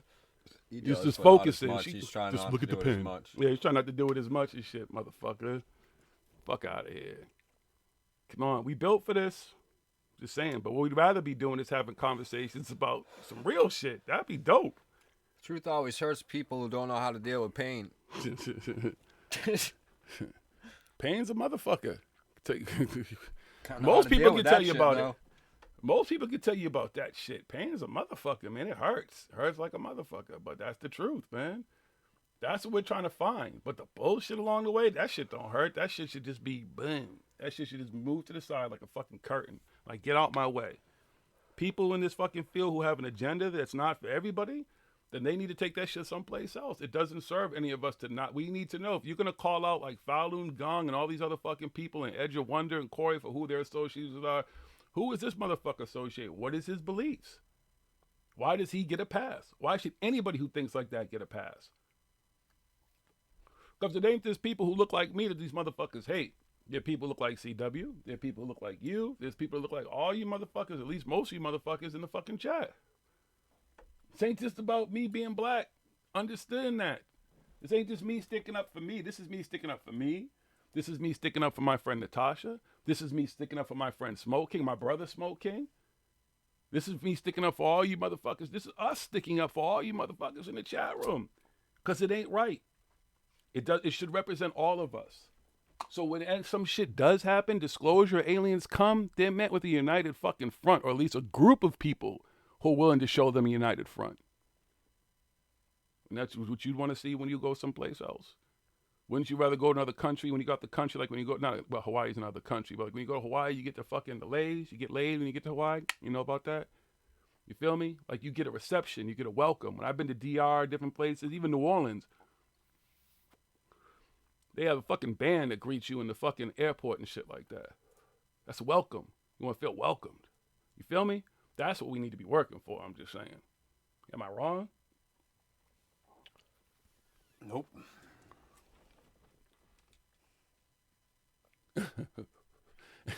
You're a good-looking alien, Gandalf. Hey, listen. You might be an alien. You and Sam Cassell. Then tell me, is Sam Cassell an alien?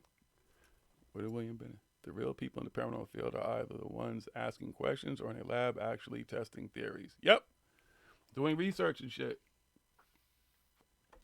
Yep. Trying to get to the bottom of things. Because when people put stuff out there, and now follow we can't it, say that's 100% for everybody. We'll have to throw the 70-30 into that little theory there. Because fucking roach fucking Billy Costa there will be like, well, I'm doing the research and stuff. I'm doing all this stuff and everything. No, you're fucking conning the fuck out of a bunch of rich people so you can get some fucking money. Mm-hmm. But technically, he's saying they're doing some research. They might actually have some people there that think they're actually doing some research and stuff, but he's just basically going to take all the fucking money you can take out of the fucking shit, and it ain't going to go nowhere. Chuck Taylor, no doubt that the aliens are real, brother. Or I don't want to assume brother or sister, but I will say this: they ain't here. These mother. Why would they want to fuck with us? Again, like I don't know if you heard the whole analogy I put out there, but why would they want to? And wouldn't they? If aliens, okay, these people speak about these benevolent creatures who are love, light, and all this type of stuff, and then some are evil, but the good ones. Why wouldn't they just contact everybody? Just end all the shit and be like, this is what needs to go on. This is what's out here. This is what's out there. Let's just end our fucking facade. Why? Even in 2019, all these years, BC, before Christ, after Christ, dinosaurs, all this type of shit. Why? Why not just intercede? Why not just say fuck it? Why is it always waiting? We're still waiting. Why? Jesus, everything. Now it's aliens. We're still waiting for the aliens. Why we gotta wait for everything? Most of us think about that shit too. Most of us are gonna die before they ever get here. If you keep waiting. Because I ain't seen shit yet. I've seen UFOs, doesn't mean aliens. Like to see that. Mm-hmm. 3D, BGs, 5D, 6D, they're all looking for the D.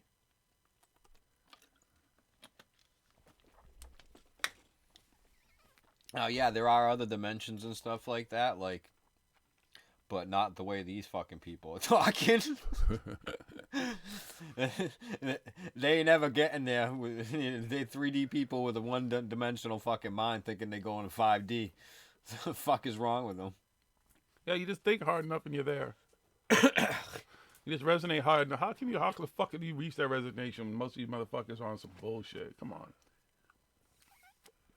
And what makes me laugh, I was saying this to Davey, is that if a lot of these people who are in the new age field, who are in the conscious, whatever, love, peace, light, community, stuff like that, are the same motherfuckers who would have been hanging witches, who would have been burning people, pulling them out their houses and shit, putting them on stakes and telling them they were practicing voodoo and witchcraft and black magic and all this other shit. Yet those are the motherfuckers, a lot of them who are making profit off of this shit. Go figure. Same thing with the weed fucking thing. All these motherfuckers want to move in on weed now. They're all against it from, there's money to be made now, let's make some fucking money. Same thing with the new age, the spiritual community now. Everybody wants to make money off. Everybody's a fucking guru. Everybody's every fucking thing. Everywhere you go to a convention. and talk to everybody. Like literally almost everybody you talk to would be like, oh, I'm doing this. Here's my card. Here's this, here's that. You're like, fuck. Like everybody. It's like fucking everybody. That's the new fucking con. It's the new fucking thing. The new thing that everybody's fucking making money off of. And that's all it's about. If you had a time machine, would you use it Do or this. share it with people? I'll give you a reading. I'll do this. I do that. A spaceship? Bohemian Exile? What do you mean share it with people? If I had a fucking spaceship big enough to take everybody on it, then everybody could go. But I mean, how do you share a spaceship with everybody? A time machine? How would you share it then? I mean, it depends. A time machine, you mean what effect the time machine would have on everything. Like, I don't know this variable. So if I would share it with people, would it affect everything? Do I get to use it and go back and look at time and realize, oh shit, no one else can do this? You know, I don't know. I don't know how that would work. So it depends. It really depends on the scenario. I'd like to think that you'd want to be able to share, but you couldn't share with everybody because then there'd be some assholes who go do some fucked up shit. So then you'd have to think about who you can share it with. What if you share it with the wrong person? They go back and erase you. But then the time machine would, I don't even know how that works. See what I'm saying? So I'd have to think about that. I'd have to have it in my hands first. See if it had like a structure manual or something with it. You going to check out the Comic Con in Boston this weekend? Michael, maybe you said you were from around here. I forget shit. I don't know. I may try to pop through it. See, it depends on, it depends on where it is because when they used to have it at the, but now it's the convention center sucks.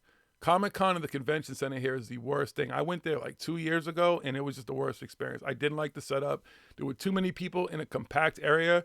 Where they had it across the street at the old place, I forget what it's called, and it was set up much better. So if they do it at the convention center, fuck no. I didn't like that shit at all. I don't like that experience where you can't fucking move and everything is relegated to a room inside of like a big fucking convention center is huge and they put it in one fucking room, pretty much. So yeah, and I wasn't a big fan of it. So if it's there, yeah, Fan Expo. So yeah, we'll see. I don't know. If it's there, no. But if it's the other place, then I'd be more inclined to go. I love shit like that. I love the cons. Not the con men, the cons that come with all this shit. But I like the Comic Cons and stuff. I like the paranormal cons too. I'm going to International UFO Conference in, 2 or 3 weeks now? I don't even know what today's date. The 15th? Yeah, so like 2 weeks, 2.5 weeks. It was cool. It was mob though. What's the one near Faneuil? There's something near Faneuil Hall. I have no clue what you're referring to, sir. Convention center near Faneuil Hall. Not that I know of. Because the convention center is in Southie. Yeah, this the old one that's on the fucking pier, and then the new convention center, and then there's the convention center at the fucking Prudential. That's the Heinz Convention Center. At the Prudential. But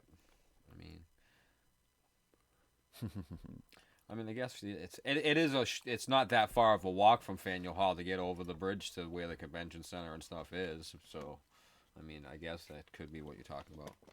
Maybe. I take it you're not immediately from around this area then. No, not the South End. Yeah, you can't be from around here.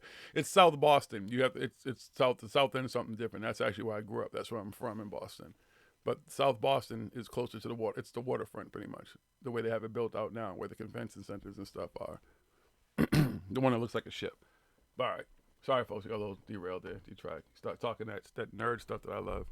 As I've said over the years, in case anybody's ever missed it, I am half nerd. Comic books, nerdy stuff. You know, that's just kind of me. You are a huge nerd. So... See how we're able to calm down, though? That's what's cool. Everything's kind of calm, not yelling. No one's just completely hyped. Yesterday, I was a lot more. To be honest with you, yesterday, I was like, let's just save it tonight. And Smoke King was kind of heated when he heard it. And was like, let's go live. Like, we need to kind of talk about this and kind of get it out there. And I'm glad we did. But that's why we get to have a much more toned down conversation tonight. And kind of looking at him, like I said, no bashing. It's nothing personal. I would like an apology. I don't know if I would get it. I know who CW is. It's like I know how he operates. It's just, it kind of is what it is. You know, I'm not going to hop on it. We're not going to spend any more time on it. Hopefully he doesn't want to either and doesn't escalate anything because, again, it was never a personal attack on him. How I feel about other people. I said it. I'll say it again. Those folks can still address me. They can still talk to me themselves. Just all of it, from CW to Groovy Bean to Jay Widener, could have been put to bed by a conversation. I had a decent conversation with her, but her hiding and the way that she just kind of stopped talking to me and blocked me or whatever, made it so I couldn't follow her and stuff, everything, like whatever. Like, I wasn't even really critical of her. It was more towards him. But then her resistance and her defending of him is what made me a lot more critical of her in the whole situation. So all that did was make me much more curious. I got really no problem with her in general. I just have some questions like, why are you defending this dude, and why are you even making videos and stuff with this dude? That's mine. Other than that, I don't know who the fuck a Groovy Bean is. Just kind of odd when you gotta get like, some of, with a little bit of her backstory and what happened to her and stuff, and then she goes and she fucking kisses and makes up with the dude who put fucking Corey Good in the position that he was in for him to do what he did. And they still talk about it. She's still peddling that. Like, okay, well, they still have it up on the website. It's still up there, the threats and stuff. Well, again, and you're with this dude of all people. I just don't get it. You could have done a show with CW, Steve, somebody, anybody, who would have made much more sense than Jay Leidner. He's a liar. It doesn't seem like a cool guy. And if that was him in the chat room, again, I was addressing him as Jay Widener at that point, and he want to call me all kind of paranormy and stuff like that. You want to be disrespectful? Fuck you. Fuck you to your face, motherfucker. You feel me? That's you're petty fucking. You're nothing. You try to talk about. You are like you're nothing. You're just nothing. You're not a man. You hide. You created a channel just so you could talk about one fucking dude. You don't even talk about him anymore. There's nothing really. What about you is so fucking interesting that you can't have a conversation with people except for who you wanted in your little fucking bubble. Let me keep people in the Jay Widener bubble. Because God forbid you stay outside your comfort zone, because it wouldn't even have had to be. But now if we had a conversation, you talked any kind of shit, you'd just lose. Have no problem debating you, debating anybody. Don't give a fuck. Debating people like you is easy. I just play your own shit for you. Let you see who the fuck you are. Let's explain that first. Start with that. You want to debate anything, and we'll take it from there. But no, there's a bunch of cowards. And this is the thing. It's the baseline way that they all work. It's their modus operandi. Corey Good, David Wilcox. Emery Smith is at least man enough to talk to people and stuff. He's approachable. He'll talk to you. I've never heard a personal conversation with him that's gotten to the point where he's like, fuck you, I'll kick your ass type shit, although he said he wanted to fucking punch Jordan in the face, which makes sense. But the rest of them just pretty much hide. Billy Carson, all of them, they're fucking hiders. Like, the best thing to do is talk shit. They take little jabs at you and shit in your DMs and everything that they have your phone. They text message you and shit. And then they block you like fucking cowards. Cowards. They hide because they're scared. For asking questions. Because they know that you fucking, once they hear the questions, they're like, oh, fuck, they know. Jig is up with them. Block them out of my fucking life so nobody else finds out. Hold on, I was trying to see something in the comments. God, these things go out quick. Wait, who's he referring to? Are you talking to me, James Harris? You asked me, did he reach out to me? Because I don't want to jump in the middle of a conversation. But no, if you're saying if nobody has reached out to me. I reach out to people. That's how I begin things with folks. Like, I don't just immediately, just want to fucking just go and do a fucking video. Most of the stuff, when you see us have a problem with anybody or anything, normally it's because we've started with the peaceful way. Questions and stuff. Everything doesn't necessarily have to get hashed out on air. Like, that was CW's defense for Jay in the time when he went on the show, said that he had a personal conversation with him. That's great. What he said worked for you. He may have had the same conversation with me as he chose to be a man. And again, we're not their demographic. If Jay has ever watched Paranormal Hood, he's watched it because he's being taught. But other than that, he probably doesn't watch. He doesn't give a fuck about what we're doing. Fuck him. Whatever. I don't think CW watches this shit anymore. He hasn't watched in a while except when he was on here. He doesn't know what goes on here either. That's why he wouldn't have went off on that thing. Just would have reached out to Jiggy. Because I would have explained everything about how I feel, how I've gotten to this point. Why I think this weird things about all this type of stuff. I'm doing the same research you were doing on Corey, on David, that Steve Cambion and stuff were doing, that Joe from the Carolinas does on these people with their fucking Patreons and GoFundMe, and there's always some money to go to someone with some fucking cause. Someone who supposedly, Emery Smith has come out and basically said that no, at no point was he having money problems, the guy was good to him and blah, blah, blah, and that basically what David Wilcox was saying and pandering for money for was a fucking bullshit lie. Pete Peterson, bullshit lie. The entire fucking Gaia fucking staff. A Hey, lot. if Corey got money for attorneys and 5 attorneys and all this type of shit, he's got money there, right? So all the stuff that he was talking about, he was broke and needed help, was a lie. Everything they say, all these people's a fucking Lies. Bunch of fucking lies. But then some of them want to get a pass, and some people give them a fucking pass. Yeah, and Gandalf, that's what's so funny about it is when I rang on the live feed, at that point I was kind of past it, but I had not heard the very beginning when he called me a fucktard. That's what set me off yesterday. When And I was watching dumbass. that shit. And dumbass and all that type of stuff. It's like, I'm not a fucktard. There's nothing dumb about me. You know, you may not agree with the way I speak. I may not be articulate enough for some folks and use big words and all that type of stuff and try to sound overly intelligent because I'm a simple person when it comes to that. So I try to talk simply so everybody can understand. And maybe some people can't understand because they may say I talk, I don't understand what the fuck this motherfucker's saying. Got an accent or whatever, Boston accent. I don't fuck, whatever. But all that type of shit, the name calling is really what set me. That's what I want an apology for. That's what would that's what just needs to happen. Doesn't have to be live. It doesn't have to be on air like, yo, Jiggy. None of that type of shit. He's a man. I'm a man. He has my number. He knows when he calls, my fucking phone comes up Paranormal Hood. That's why when he looked at that shit, he was like, oh, okay, I know who this is. Because my shit came up Paranormal Hood. He has my number. I've sent it to him in DM. That's how friends and people who are, in the same fucking fighting the same fight, or doing the same shit, pretty much are supposed to deal with each other. If I have a problem with somebody who I know, if I had a problem with Tasha, I could text her, call her, and say something to her. You know what I mean? That's the way it should be if you have a problem with somebody. You all know that we don't agree on everything all the time. Absolutely not. I'll see that shit You every heard us Thursday argue on night. air about shit. we don't agree on everything. It but don't we're stop still the wheels fucking from best turning. friends and shit. The wheels don't stop turning. They don't. That's not how this shit is supposed to work. We are the reasonable people. We are the ones who want answers. We are the ones that talk about the fact that these people will not talk to us, that they avoid us, they ignore us, but they talk at us. They have everything to say at us, and that's what CW was doing yesterday. First of all, because he didn't even know if I was going to be in that live today. He's lucky I was just able to even see some of that. Because if I hadn't even intervened or said anything like that, that would have been an hour and a half rant of just his side of how he felt about all this shit and just calling me a bunch of names. That shit ain't cool. Not at fucking all. I'm just not that dude. There's just no need for it. Like, if you've met me, if you see me, forget my size, forget my, my abilities or whatever. If I'm capable of fighting, anything I'm trained, anything you know about me. Forget weapons, forget anything. I am a human being, and I'm cool as fuck. And if you don't smoke weed, we don't get to sit down and smoke a blunt. I'm probably not going to drink a beer with you. I might, or drink a glass of water, eat a piece of celery, or just sit there and fucking talk. We can do that. I'm cool as fuck. Trust. Ask anybody who's been here with us. Anybody who sees how we do this show. You might not want to smoke a blunt, but I'm certainly going to smoke a blunt. Sit and talk and chill. I'm just saying, somebody is in it. I Sober. bet you by the end of the conversation, you'd be smoking a blunt with me.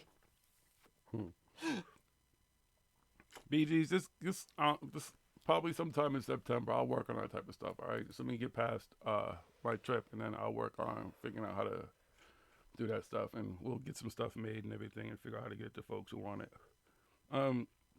Again, it's just never been our priority, because that's also what was called out about me saying something about it's not. I don't care about anybody having their account monetized, about Patreon, about anything. My question is, what is somebody like that doing, how they're pandering, and who's doing it?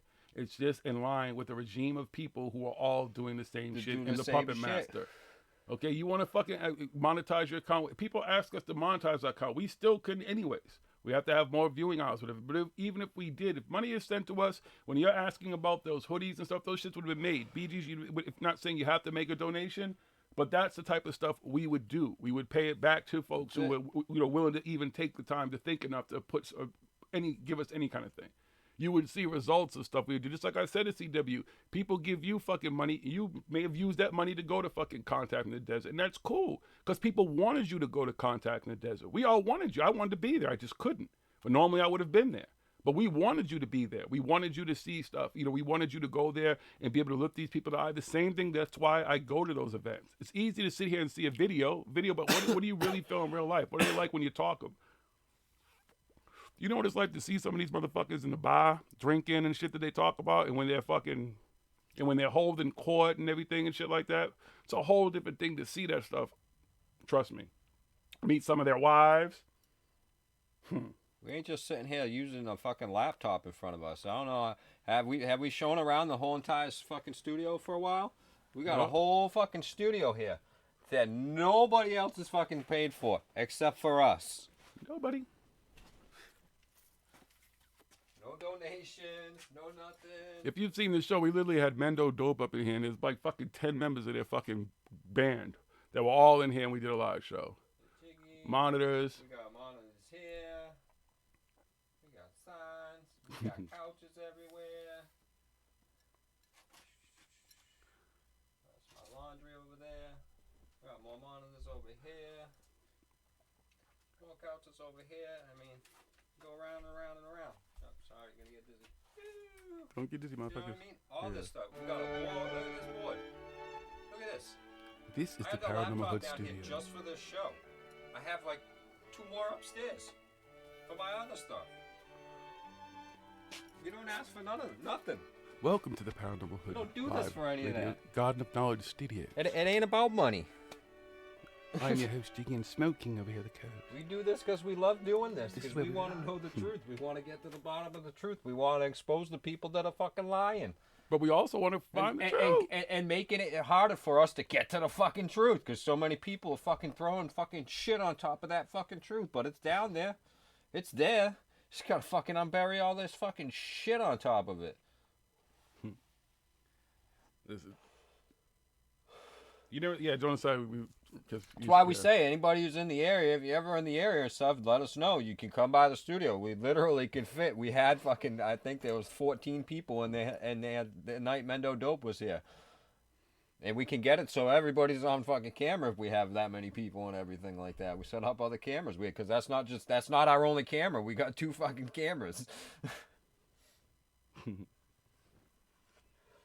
Yeah, there's no problem with people donating and everything like that. We're just saying, like, to be called out and stuff, like, you know what I mean? We don't ever ask for anything, and if we do it, and when we do it, it's going to be put back into the show. It's going to be make T-shirts, make sweatshirts, whatever it is and stuff like that. We'll throw Backyard Con. Whatever the fuck we could do. We'll go to a fucking expo somewhere or something like that, and we'll fucking broadcast live the whole time. And maybe we'll bring one of you with us and stuff like that. See, shit Who the like fuck that. knows? That's how you do. That's how There you we go, want to do see? things. Come on down. You welcome anytime, Jay. You already know. Shit, that shit'll be epic. We gonna film the video for the fucking song. We can do that shit. We'll film a fucking dope video. I wish that fucking Bartley Yards is talking about was still around. Shit. Yeah, No, y'all want to see a video for Paranormal? We could have, just because we can't get super chat donations on YouTube and monetizing it. They ain't gonna monetize our videos anyway. Yeah. None of our videos will qualify for monetization. So I don't really, but I don't care. We've said that from day one. We're like, don't matter. We ain't gonna fucking change just so we can fucking make money. But that's not what we're doing. You know, and then he brings up our TV show. Well, our TV show, we do that on Amazon and on VidiSpace, and that's something completely separate from what we do here on YouTube. And that's actually And based on us investigating. And the only reason why we do that is because we could do it the way that we want to do it. We don't have to change a thing. We can swear. We can smoke. We can do whatever. I take mushrooms when I'm on there. You're going to see us do a fucking episode of fucking how we investigate with psychedelics. You're going to see some crazy different shit. All kinds of stuff. But that's been based on what this whole thing we started get to do it investigating. our way that we want. And the money for that too. It's like, I don't even care. I never signed anything, but if I make money off of it, cool. I made some money off it. I'll probably take it and put it back into whatever the fuck we're doing, whether it's the radio show or it's fucking Shit, going we be to traveling. stuff That's with all we be traveling, doing. Whatever. Just It going would to all actually just- see more shit, that's it. investigate more shit. That's what that is about. That's I've what never one of been the in purposes any of this to make money, to do anything like that, to get my time back or whatever that I put into it and stuff like that, because it's you know what I mean? It's If CW knew what we've turned down and shit too, like he's hilarious.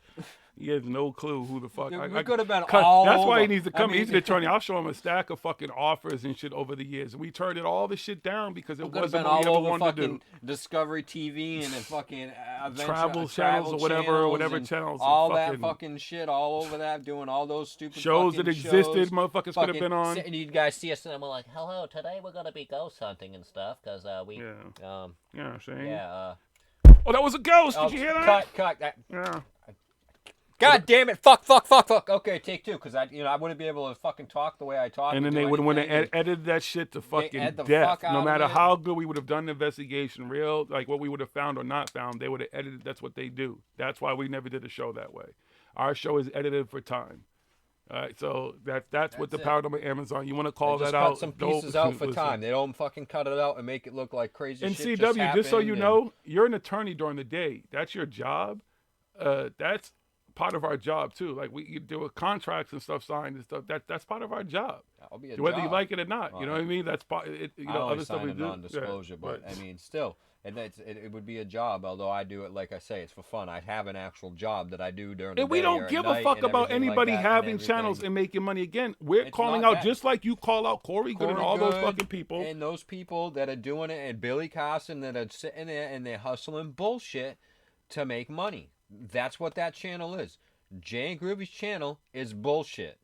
The first few episodes, when they talk shit about Corey Good, they didn't give any new information. Okay, cool. They did that just to get a bunch of subscribers and think that he's part of the community. My fake apology. And now he's like, oh, look at my fucking moon landing conspiracy fucking, which is complete fucking bullshit. I can't believe I fucking sat there and watched that fucking shit. And I'm like, what the fuck is this fucking retarded bullshit? And now they're on to all this other shit and they're still talking all this woo-woo fucking stupid bullshit that's really literally bullshit.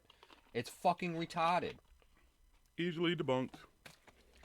And it's okay that they're doing that, and it's like, donate to this. This all the money goes to Groovy Bean and the production of this stuff. Well, I don't want to pay for the production of this bullshit. Why don't you just give Jay? Because you're always like, oh, I'm all set. I'm well taken care of. I got a nice package when I left Gaia and everything. Still giving me they money get now. a check every month because I still play all my stuff that I fucking produce for them and everything. I'm doing fine. Cut the check, Jay. I'm doing fine. As Cut he's the sitting check. And he's like, look at my house behind me and everything. All my books and everything. I've got everything. But Groovy, we need to send Groovy some money and everything. But Groovy's place doesn't. I'm not trying to say whatever. I mean, looks really nice to me though. Looks you know up what to par I mean? with his. It's not somebody that look like they be struggling and everything like that or whatever. So you know what I mean? Because I could take you, show y'all some struggling people. I can show you some struggling motherfucking shit. Still, no. I can show y'all some people that could use those chat donations over there, Jay Winder and shit. Listen, anybody in the chat, I'm anybody not saying listening, I'm not y'all want trying to pay our rent, put let us know, anybody, okay? There you whatever go. person's problems are and stuff, but to be sitting there peddling bullshit like that to get money or something, why don't you do an actual fucking thing and have some type of actual fucking charity thing where you ain't fucking talking bullshit to get money for people? That would seem more logical, or talk about how the fucking bullshit that you made for fucking however, I forget how many years Jay Widener was over there producing bullshit. Oh, Lord. Oh, fuck, I mean, since Gaia started. Bullshit. He was like in there from the beginning. Why don't you just fucking make video after video saying, yep, here's another one that I made. It's all bullshit. Yep, this is what I did. This is how we know. This is whatever. Just do that. All right, cool. That's some fucking honest truth right there. If you guys like that, donate over here to help out Groovy Bean. That'd be fucking great. That'd be a fucking great channel to do. I bet you more people would support that than you fucking putting up your stupid goddamn moon fucking conspiracy bullshit. Fucking, I don't even know how fucking long and how many episodes. It probably wasn't even as long as I thought. I felt like I was watching a Unirock. I'm like, how long are you gonna go on? And they're like, Lord of mercy. And what he's talking about, like, again, it's people. It's like Secure Team 10. Let me filter this and let me do this and let me do that. And I'm like, oh, you see this anomaly over here? That means it's the whole thing is fucking fake. Scott C. Warren. Oh God. Warren. That guy. You get us. You feel us. You see where we're at. You know, that's all. Call out the bullshit.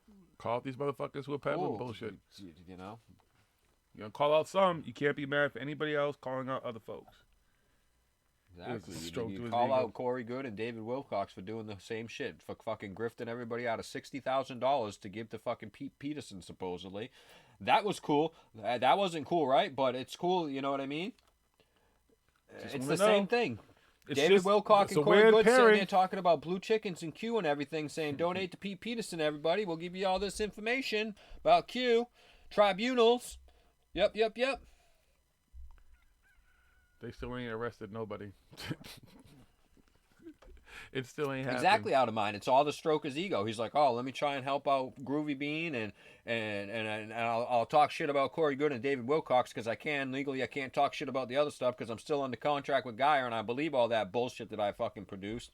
So he talk says. about the two that are the most prominent ones being talked about in the field, and jumping on that side, and boom. And then I'll get some fucking subscribers to my channel and everything, and everybody be like, oh, we forgive you for all that fucking bullshit you fucking did, Jay. Oh, yeah, It's okay, that's great. Jay.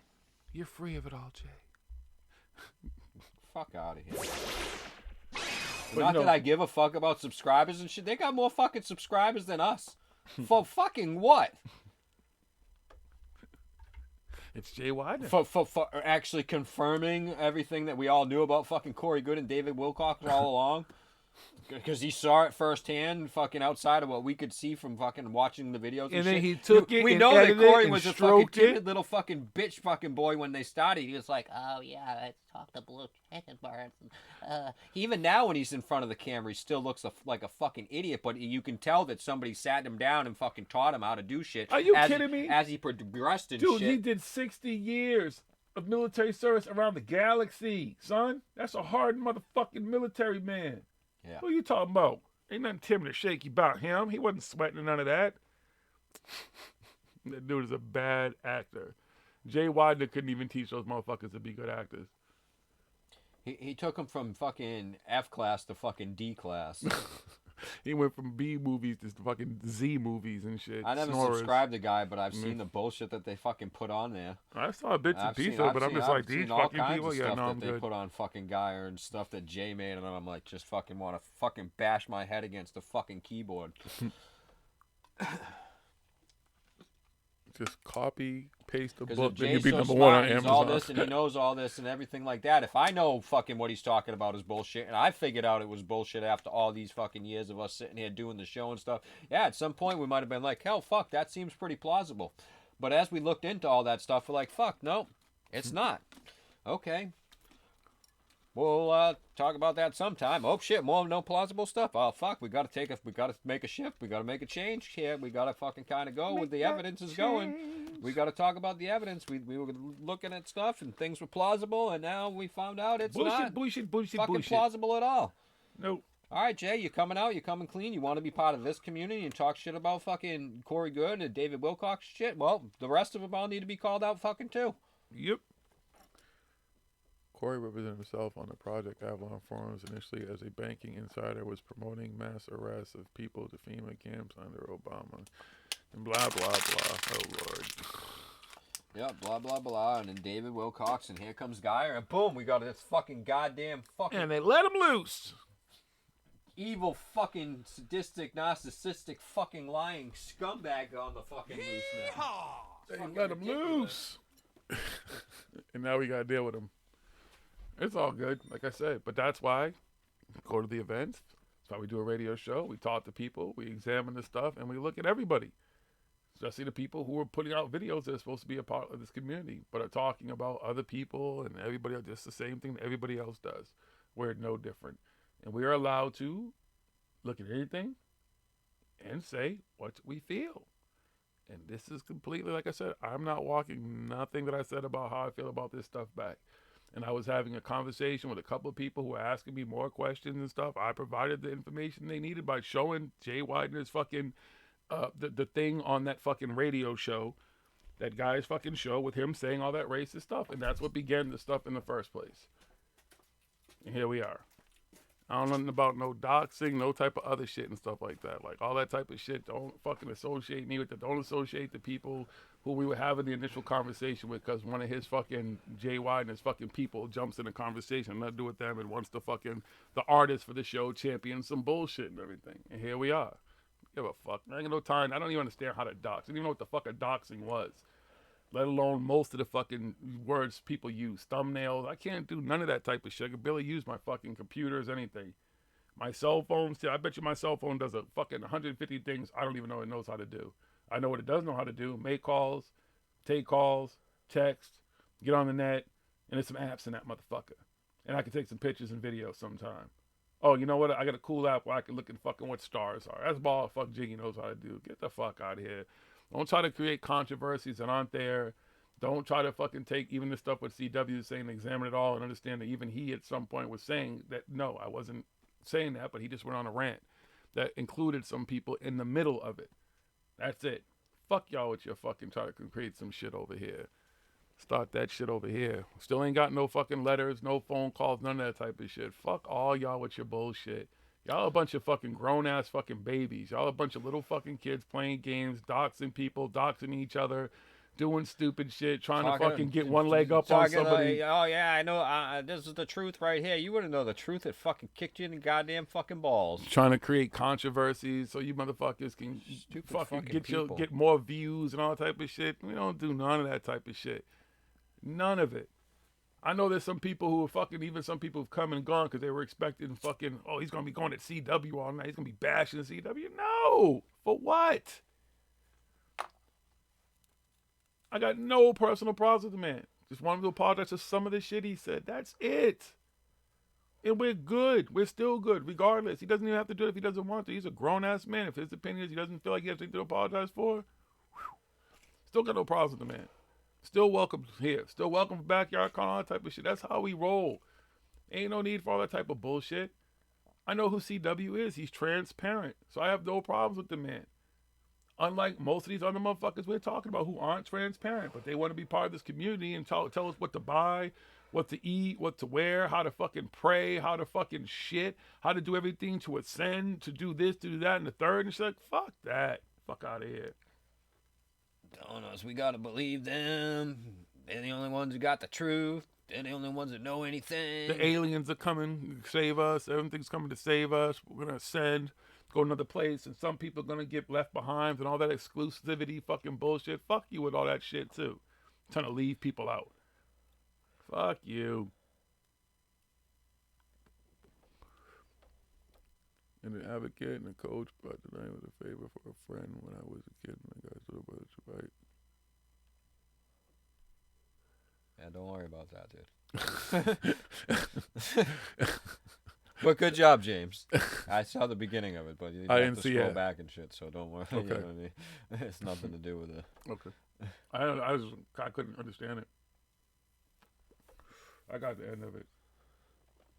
Man. And people think it's like a big, huge controversy. Ain't no fucking controversy for me. Again, go on Twitter. I didn't erase nothing, take nothing down. See what I said, who was involved, what I did. I don't give a fuck about all the other shit. All those games they can play, keep that shit. Mystery with that shit. We don't do nothing. We don't do that shit here. It doesn't get done around here. We're very consistent about who we are, what we do, and how we roll and shit like that. We're more than allowed to critique the shit that people put out in the paranormal field. But anything personal, that's a whole different fucking ball game, son. You feel me? The personal shit, we don't do that. The personal shit, when we gone at people, is because they have said or done something personal. Getting in our DMs, try the division shit, try the race shit. They try all that fucking shit. It don't work. We're still cool as a cucumber. Why? Because this is who the fuck we are. We're not them. We're not trying to pretend. We're not trying to be something we're not. We haven't I ain't claimed... trying to hide anything. Ain't got nothing to hide. In 6 years, even on the show. Everything. Even on the It's all show. out there. The people who've watched the show, Jonah's side and stuff, I know you've seen episodes and stuff. Like, you don't see us like, yo, this is the ultimate. We got evidence tonight. This is the ultimate fucking evidence. Or stuff like that. You've never heard us claim any of that. We are still looking for shit. If we had the ultimate answer, or we get some good fucking evidence that we think is 100% solid, you'll absolutely share with you like we've been doing over the years. That's the whole purpose of this. Not some big spectacle and shit. Y'all gonna have to come to our seminar to see this shit or to hear this shit or create. So we're gonna do it just Thursday night like we've been doing. Or maybe we'll go live because it's so fucking groundbreaking. That's how we roll. You feel me? Of course we're Sox fans. Shit, I went to a Sox game, a couple weeks ago. I just went to a Sox game last Friday. Yep, Sox Yankees. Actually trying to go to the Sox Yankees again in September. They actually fucking won, and I actually did pretty good when I went.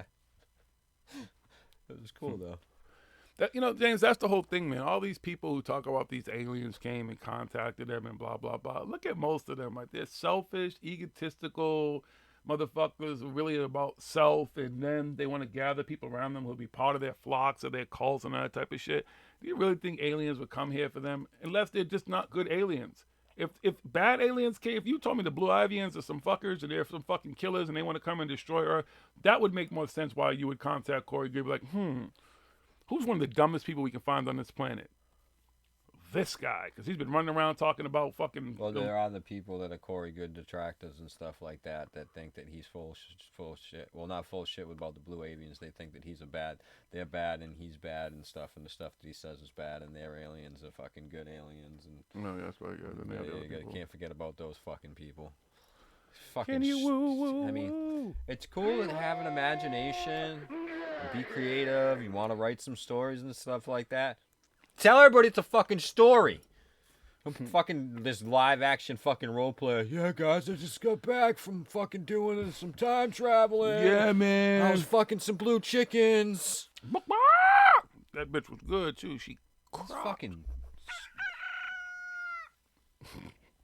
Does anybody know? I play Leroy Jenkins. Does anybody in the fucking chat know the legend of Leroy Jenkins? Let's see if there's any other nerds in here.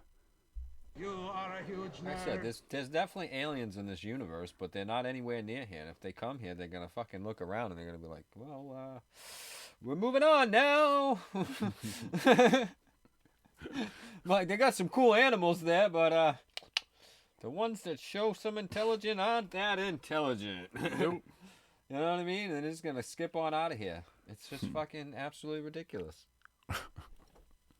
The Spear being alliance. The Spear being fail alliance. I can do them hashtags all day with all their bullshit. 20 and crack. The Spear being cult. Damn. I just think, like, you know, of all the motherfuckers you'd want to fucking follow, like that dude, like a cult leader, like that guy, for real? For real? That guy? Anybody going to when is Dimensions Disclosure? Is it happening? Isn't it happening soon? Anybody going?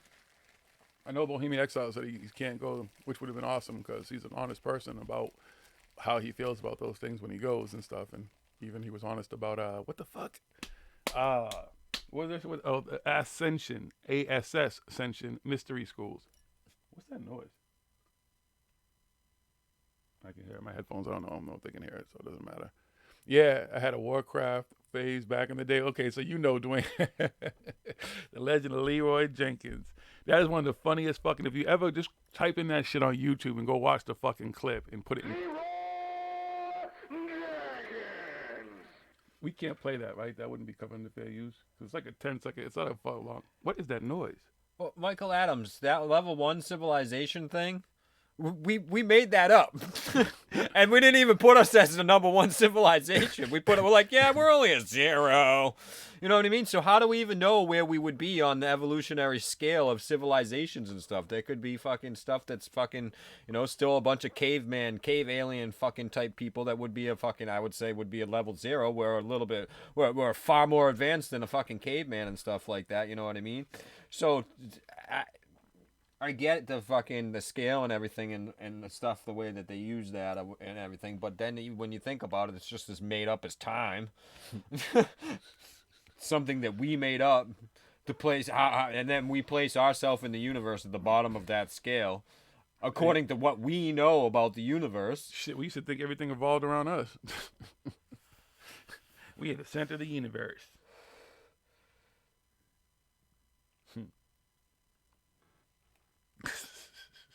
James Harrison, that's why I still think I'm in a coma and shit. I still think I'm in a coma and that this is just my fucking brain. I've met all you motherfuckers throughout the years. All y'all were a bunch of clubbers and fucking concert goers, so there's a fucking enough fucking people I've encountered over the years and just seen scanning crowds in my head to fucking create all you motherfuckers. I'm still in a coma. There's no way that dude's president. I'm just waiting for Ashton Kutcher to be like, I thought he was going to come on and be like, all right, this was the ultimate punk. It worked. And him and Don, they'd be like, yeah, that worked. All right, cool. The funniest thing about UFOs and fucking aliens and everything, everybody's like, yeah, it has all these lights on it. I'm like, what the fuck do aliens need lights for? Fucking flying through space. Well, because when they get here, they want to be able to see. They want to be able to see. They could see when they were flying through space somehow, but they they got all this technology, but they ain't got no fucking like X-ray cameras on the outside and shit, so it can fucking see around, fucking heat vision. You know what I mean? Some fucking technology that we don't know. They got technology we don't know about to get here. Does their here. technology get better as ours gets better? Yeah, too? exactly, because they do. Because back in the day, they used to look like fucking shiny Christmas fucking lights and shit like that, fucking tops and everything like that. And now as our technology gets better, everything looks fucking, UFOs get better. But it's like, oh shit, we're on Earth. Quick, turn on those fucking high beams, everybody. Yo, hit him with the LED, son. We can't see flying through these clouds. Whoop, whoop. That's how we know that shit is fucking from the Earth. There's only people on Earth but need fucking lights to get around on Earth. There's a live shooter in New Zealand right now. Oh, Lord, these fucking people. Fuck. Folks, I'm telling you, again, aliens. If they're looking at us somewhere like, that looks like a good place to visit, they'd be like, nah, I'm Gooch. I'm going to get my spaceship taken and shit, you know what I'm saying? I want to get my ray gun taken. I ain't fucking with them people. They fucking idiots. They violent. They'll find a way to kill us. That's what they're thinking. Like, we'll get there. They'll find a way to kill us. So I'm saying, aliens, okay, they can fly across the galaxy, universe, wherever the fuck else they come. They gotta scan this planet before they ever even touch down. They're not just gonna fucking come here and be like, oh, turn on all the lights, everybody, let's go in for a look. No Planet Lupa, sorry. Dun, dun, dun, dun. You have got to be kidding.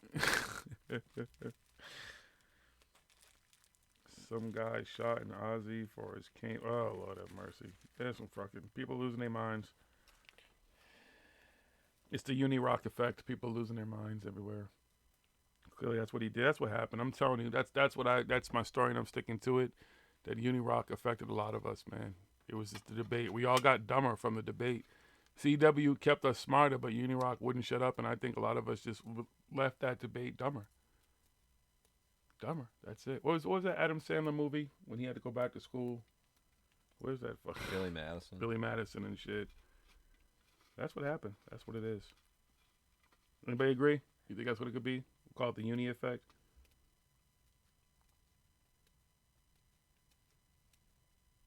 Give me 1 second. Just a quick look-see and we're off. I can't imagine kind of stuff doesn't happen. Black guys. Exactly, Michael Adams. I mean, they would be looking from fucking way the fuck before they even got even close.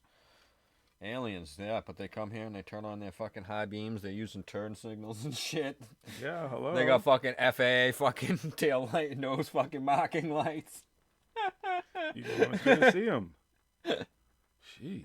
Like, oh, we scanned through your laws and stuff, so we wanted to be compliant, you know what I mean? We had our technician fucking go out there and fucking put on these lights. What you just said is one of the most insanely idiotic things I have ever heard. At no point in your rambling, incoherent response were you even close to anything that could be considered a rational thought. Everyone in this room is now dumber for having listened to it. God have mercy on your soul.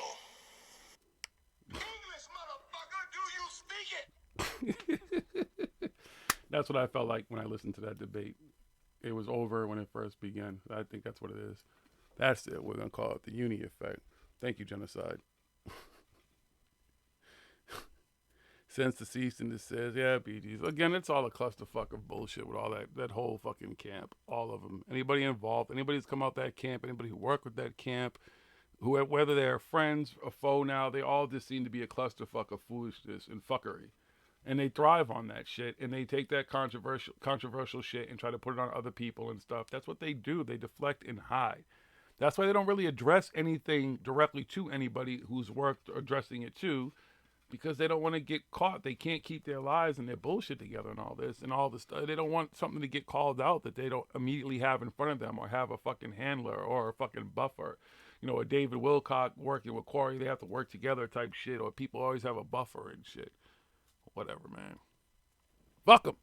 Fuck them up against the wall with crazy go on their lips. Bill and Ted talk, basically. I can't wait for Bill and Ted 3. That shit will be hot. Well, James, I mean, that's what the whole thing is. If you really think, in essence, the community is very open arms. It's about that type of shit, depending on who it is and what you're talking about. And he took the biggest angle that you possibly could take at the current time because there was no bigger controversy than the stuff that was going on with Corey. And it wasn't because of CW. It was just because everything that was going on. That's all Unirock does. He just takes whatever controversy he finds going on in YouTube and he sticks his fucking nose into it. Right in the middle of it. He has no idea. He doesn't understand anything about anything. And he just sticks his nose in and he thinks he has it all figured out. Like this fucking thing with the doxing and everything. Like he thinks he's like, oh, this proves everything. And no, it doesn't prove everything 100%. That fucking... or whatever, but when you put all the pieces together that everybody knows everything about Corey Good and stuff, it was like the icing on the fucking cake. He's a scumbag with a fucking secret fucking troll group fucking doing all kinds of nefarious shit, along with everything else that we know about him. Get over it, Unirock. That's it. Look at everything else. You're only focusing on one fucking thing here. He only focuses on this one fucking Doxgate thing. Look at the whole Corey Good fucking thing, and then put that at the end. Look at the it's fact just that icing Gaia on the fucking cake. stepped away from their golden boys and shit. Like, think about that before all this stuff went on. Like, they were already on their downside. So that's this all is Uni them does. trying He to fucking sees, grab he jumps straws. in after some beef happens with other fucking YouTubers and stuff like that, and he sticks his nose in and fucking puts his opinion and stuff out without even knowing half of what the fuck is going on. And then he never fully looks into everything. He just stays focused with one thing. He keeps on saying, I take myself outside and I think of it from all these different... Well, take yourself way the fuck outside of fucking it and go back way before Doxgate and everything that happened and went on before fucking Doxgate leading up to that point of that happening with all the screenshots and shit. It's just icing on the cake showing that this dude's a fucking dickbag. Just like you, fucking Unirock. I'll fucking call him a fucking dickbag and a fuck face, because that's what he's 50 Cent, dude, but just without skill. At least 50 Cent had skill. He created controversy. He was like, fuck it, I'm going to keep it going. No clue. Oh, the fucking mindless soul. He's the fringe of the fringe. Like, he stands on the edge of the fringe and finds the fringe of the fringe to fucking try to be a part of it. Like, whatever, man. There's a lot, I guess, whatever works for him.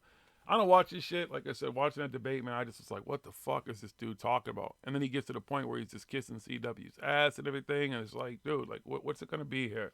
But then you want to do another one next week. Because I got more. It's always more information. There's always more stuff that I forgot or I don't have it. Shit, shucks, fuck, dick, fuck, I don't have it. Whatever, dude. Lame. The shit was lame. Your shit's weak. Shit's weak. Shit's weak. That shit wasn't good, man. It didn't make you look good. I know I heard you felt like you said you won or whatever because I didn't even watch your shit. But yeah, okay. I guess. Hey, there's people who've lost wars who probably thought they won, right? You're like those motherfuckers who were stuck on those islands and shit who still thought the war was still going on or some shit. Yeah. Whatever, man. Uni baby. He thinks he won. He really is living in a fucking bubble. Inside of his fucking head.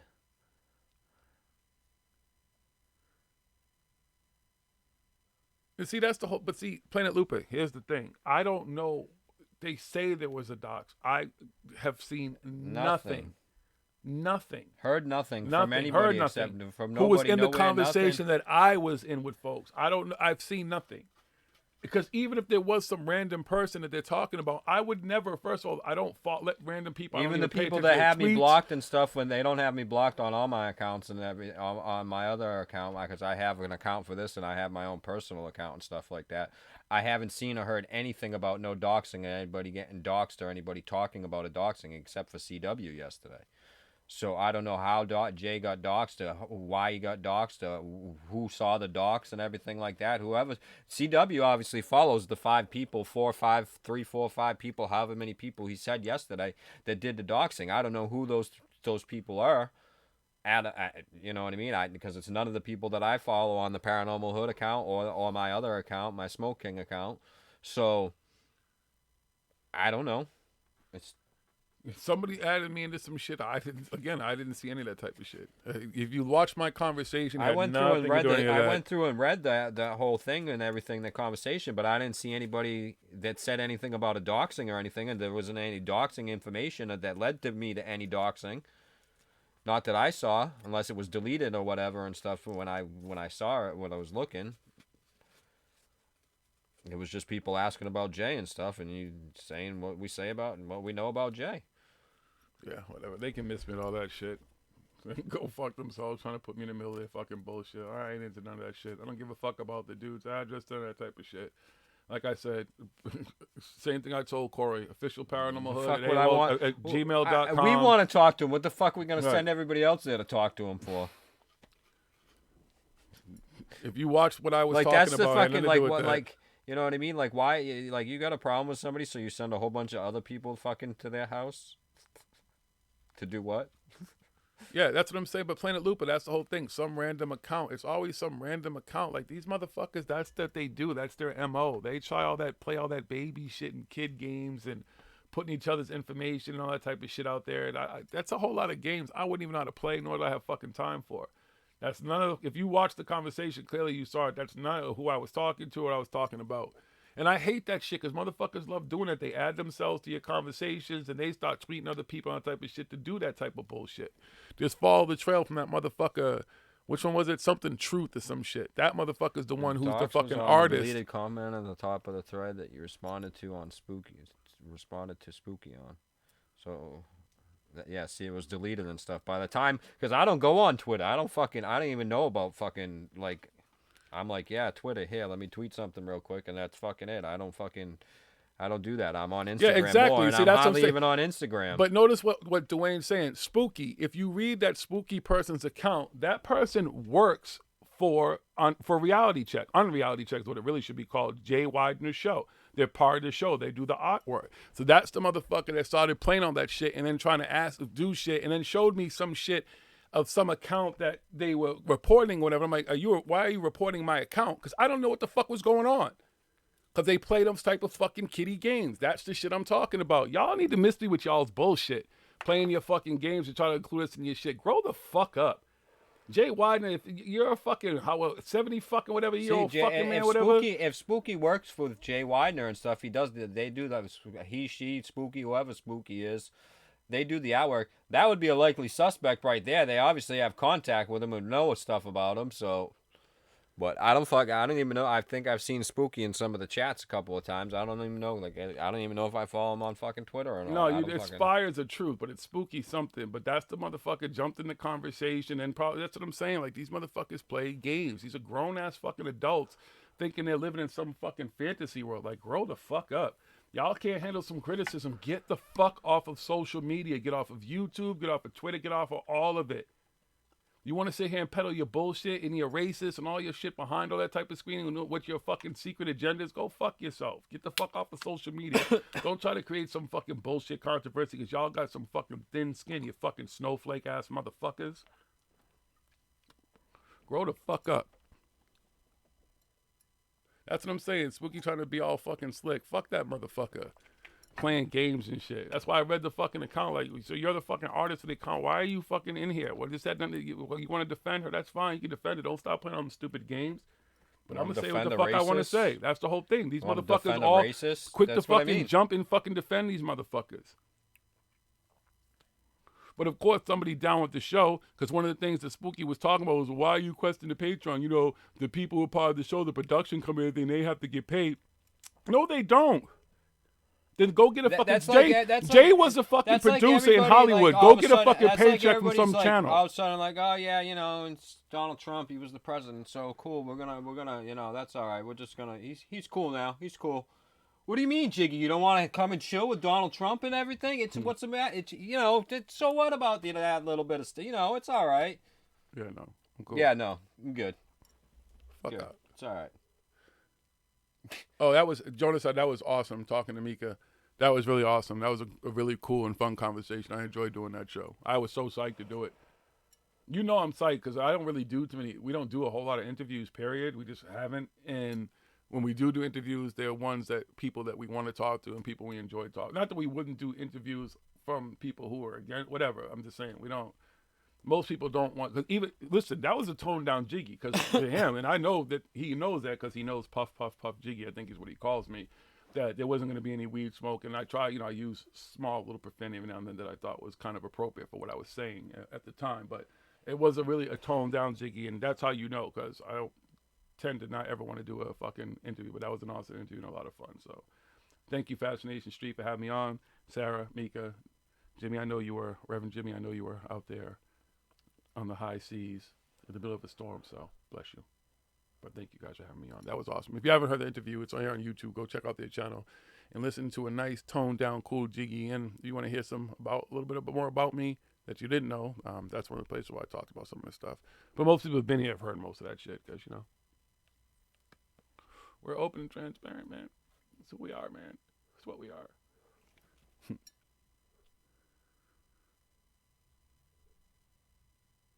Yeah, that's what I'm saying. They're just all these troll accounts, like all these fucking grown folks in unbed who have troll accounts and fake accounts. Like, I thought, and I still think the Charles Declassified account is just a kind of a troll, but fun troll account. But that you just don't know with some of these people and all that bullshit. It's like, grow the fuck up. Like, you LARPers. Like, I didn't even know what the fuck a LARPer was till recently. Like, I know what a live action role playing shit is because I played video games and different. But this shit, like, motherfuckers have taken it to another level. It's like, calm down. Like, y'all motherfuckers, all you motherfuckers who judge us for smoking weed, y'all motherfuckers might want to smoke some and calm the fuck down. It's not the weed from the 60s. It's not the weed from the 70s or even the 80s.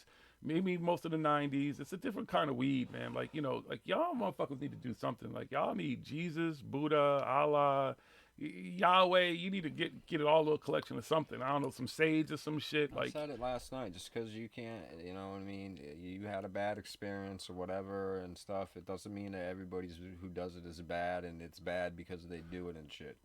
Just because you don't do it. That's like putting putting a whole group of people down. Just because you can't do it, or because you don't like that somebody you don't like does it, or something like that, or you don't like a person who does it. It don't matter, James. They ain't never gonna be, man. It's not what they do. It doesn't serve their purpose to do that. It doesn't serve their agenda. It wouldn't work well for them to do that. Here's a perfect example. As much as Juni thinks he win, we all know he didn't win that debate, and most people other than his fucking exact followers, even some of his followers, are like, dude, what the fuck? Knows he didn't win that debate. So these aren't that's what you got to give credit for. At least the dude was man enough to at least do that. These motherfuckers aren't going to do that. It doesn't serve them to get called out. It doesn't serve them to have to answer questions on the fly and stuff when they're not prepared. That's why Jane Groovy's channel don't have comment. You can't comment when they're live. You can't when do they shit. Put their videos up, and you can't comment afterwards. He said smoke is hard to hear you. Is that better? Can you hear me now? Did it sound better? Yeah. You want to smoke weed, Odin? Oh, man. Yeah. Simple shit, man. Especially, like, in the beginning of stuff. Like, when people start, like, talking about you, what you're doing and stuff, anybody who feels legitimate, even the people we might think are woo-woo and cuckoo, are going to still, if they really stand by their story and do stuff, they're going to come and talk to people about it. They're going to want to keep, and like, no, you're wrong. These dudes ain't doing none of that. They just talk to their little fucking group of people who are stuck in that little bubble with them, talking in their little vacuum, and then all they do is kind of talk the Dank Alliance. Dark Alliance. We're the Dank Alliance. We smoke weed. We ain't into all that alliance shit and everything. They got all these names and all these things they come up with about everybody. Motherfuckers are ignorant.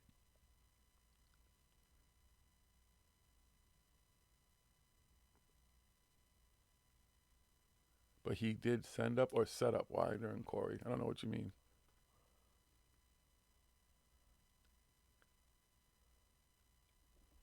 Oh, you can now make comments on reality check? Yeah, good luck. Whatever. I won't even bother. Again, that's what I'm saying. Like, that's not shit I need to do. I don't want to go watch their channel and fucking sit there and troll in there. Because that's what they're going to say, like, trolls or block you, whatever. They set them up, but they're just going to fucking keep their vacuum.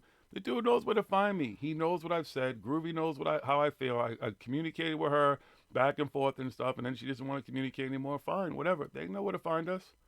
He's not going to respond. It's not what the dude does. He's used to being in a booth behind the scene. Jonaside, you are smoking with Odin. According to the Box Saga, Odin is everything. You know about the Box Saga? We'll be having Jim Chesna from the Box Saga. He'll be coming on here again soon. I'm almost done reading the Box Saga book that just was released. He sent us a copy. Thank you, Jim, because I know you listen in sometimes or watch sometimes. Thank you again for the book, and I've already said thank you for it and everything. And Jim, I might be planning a trip to Hawaii soon. It's a highly plausible story if you haven't heard the Box Saga. I'm not 100% on it, but a lot of the stuff in there seems to be highly plausible about the way things might have gone about. But then there's other stuff that's really way fucking out there. But Yeah, if you like Odin and all that stuff, and listen to Jim Chesner. I'll go back and listen to us talking to Jim Chesner. He's been on the show twice already. Yep. Talk about the Box Saga. B-O-C-K, right? What's it, B-O-C-H? Y'all know Bach? That's Ernie Bach. Sorry, my autocorrect is drunk. Tell it to smoke weed, see? Then it won't be fucking up, James. That's his problem. Tell it to stop drinking. I'm a heathen. My autocorrect smokes weed. It's in the room with all this weed. So it smokes weed, it doesn't drink. It gets high, it just forgets how to do stuff sometimes. Autocorrect is whack anyway. The other side, you'll definitely like the Box Saga if you haven't already looked into it and stuff. There's tons of stuff on just look into Box Saga and watch the Jim Chesna telling the Box Saga story and everything and read all about it and watch him. It's awesome. It's a good story. I mean, like I said, it's a really great story. Now, whether it's all true, I'd say right now it's 70-30, you know what I mean? Oh, 30-70, 30% true, 70%, plausible, and most likely not true. It could be more than that, but it connects everything. It's a story of how the Earth, the humans, everything all came together and be. But again, already a lot of it's been debunked. That's why I'm saying not the whole story's true, but I think a lot of the basis of the story is true. Anything's possible. Because there are some connections and stuff. Well, there's some things we probably wouldn't ever be able to debunk, but...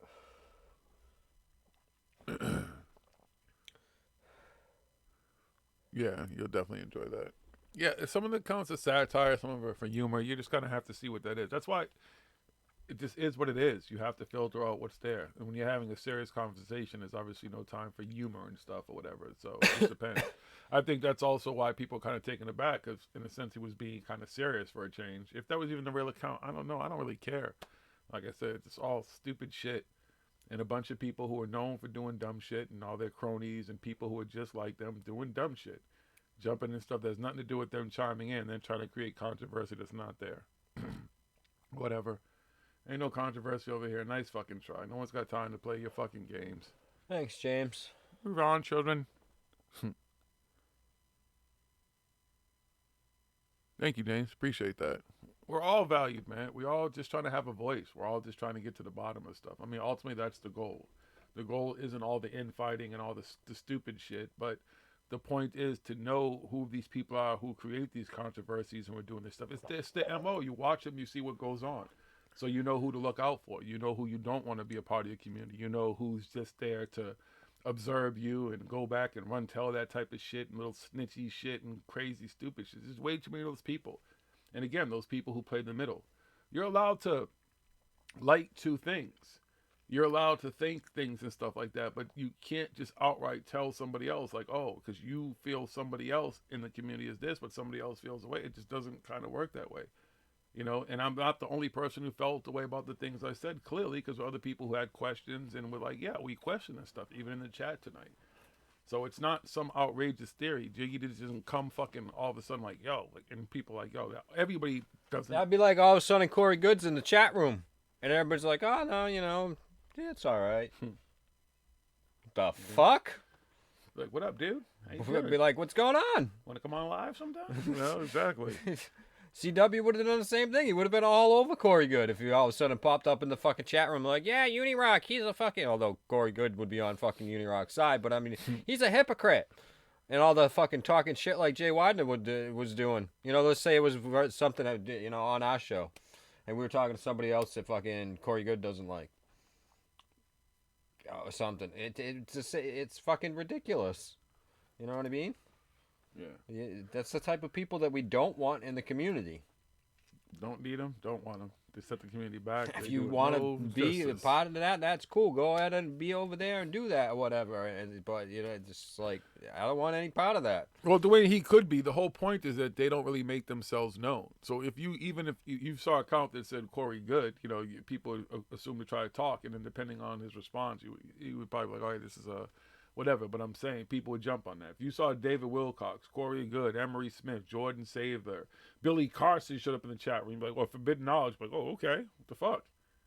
You know, they all talk about, oh, we'll do this, we'll do that. None of them have done it. They won't do it. Just won't do it. They like to hide. It's their MO.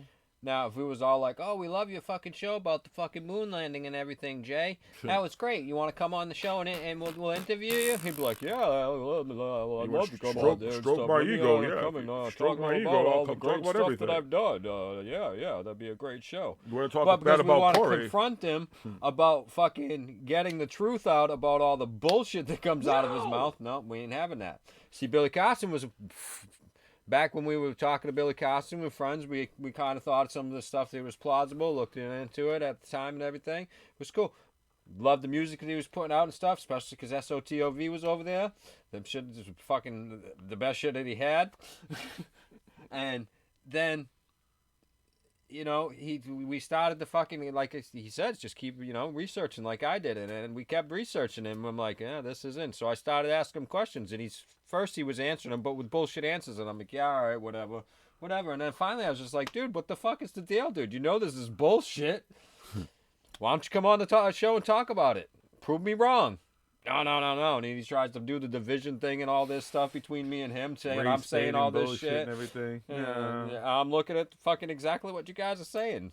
It's the fucking same shit. But I still have the screenshot of him. I'll come on your bullshit show. Never showed up. Typical MO. It's a guy MO. I think that's what they teach. I think they take them on a room and they teach a class, like Jay Widener taught the class. And then you say you're going to go on, but you never go on. You want to duck, dodge, dip, dodge, and duck. Okay? The 5 Ds. That's probably what he did. To put them all in the same fucking class. They're all little fucking fucking Jay Widener idiots. Just read from the same playbook, you'll be fine. He's got a Jay Widener playbook somewhere. They probably got it at home. It's like their Bible and shit. Oh, here's how to be an idiot today. You asked him if Uni paid him and told him to do the bars. Oh, I didn't read that whole thing, so I'm catching that at the end. It's hard to follow on my phone.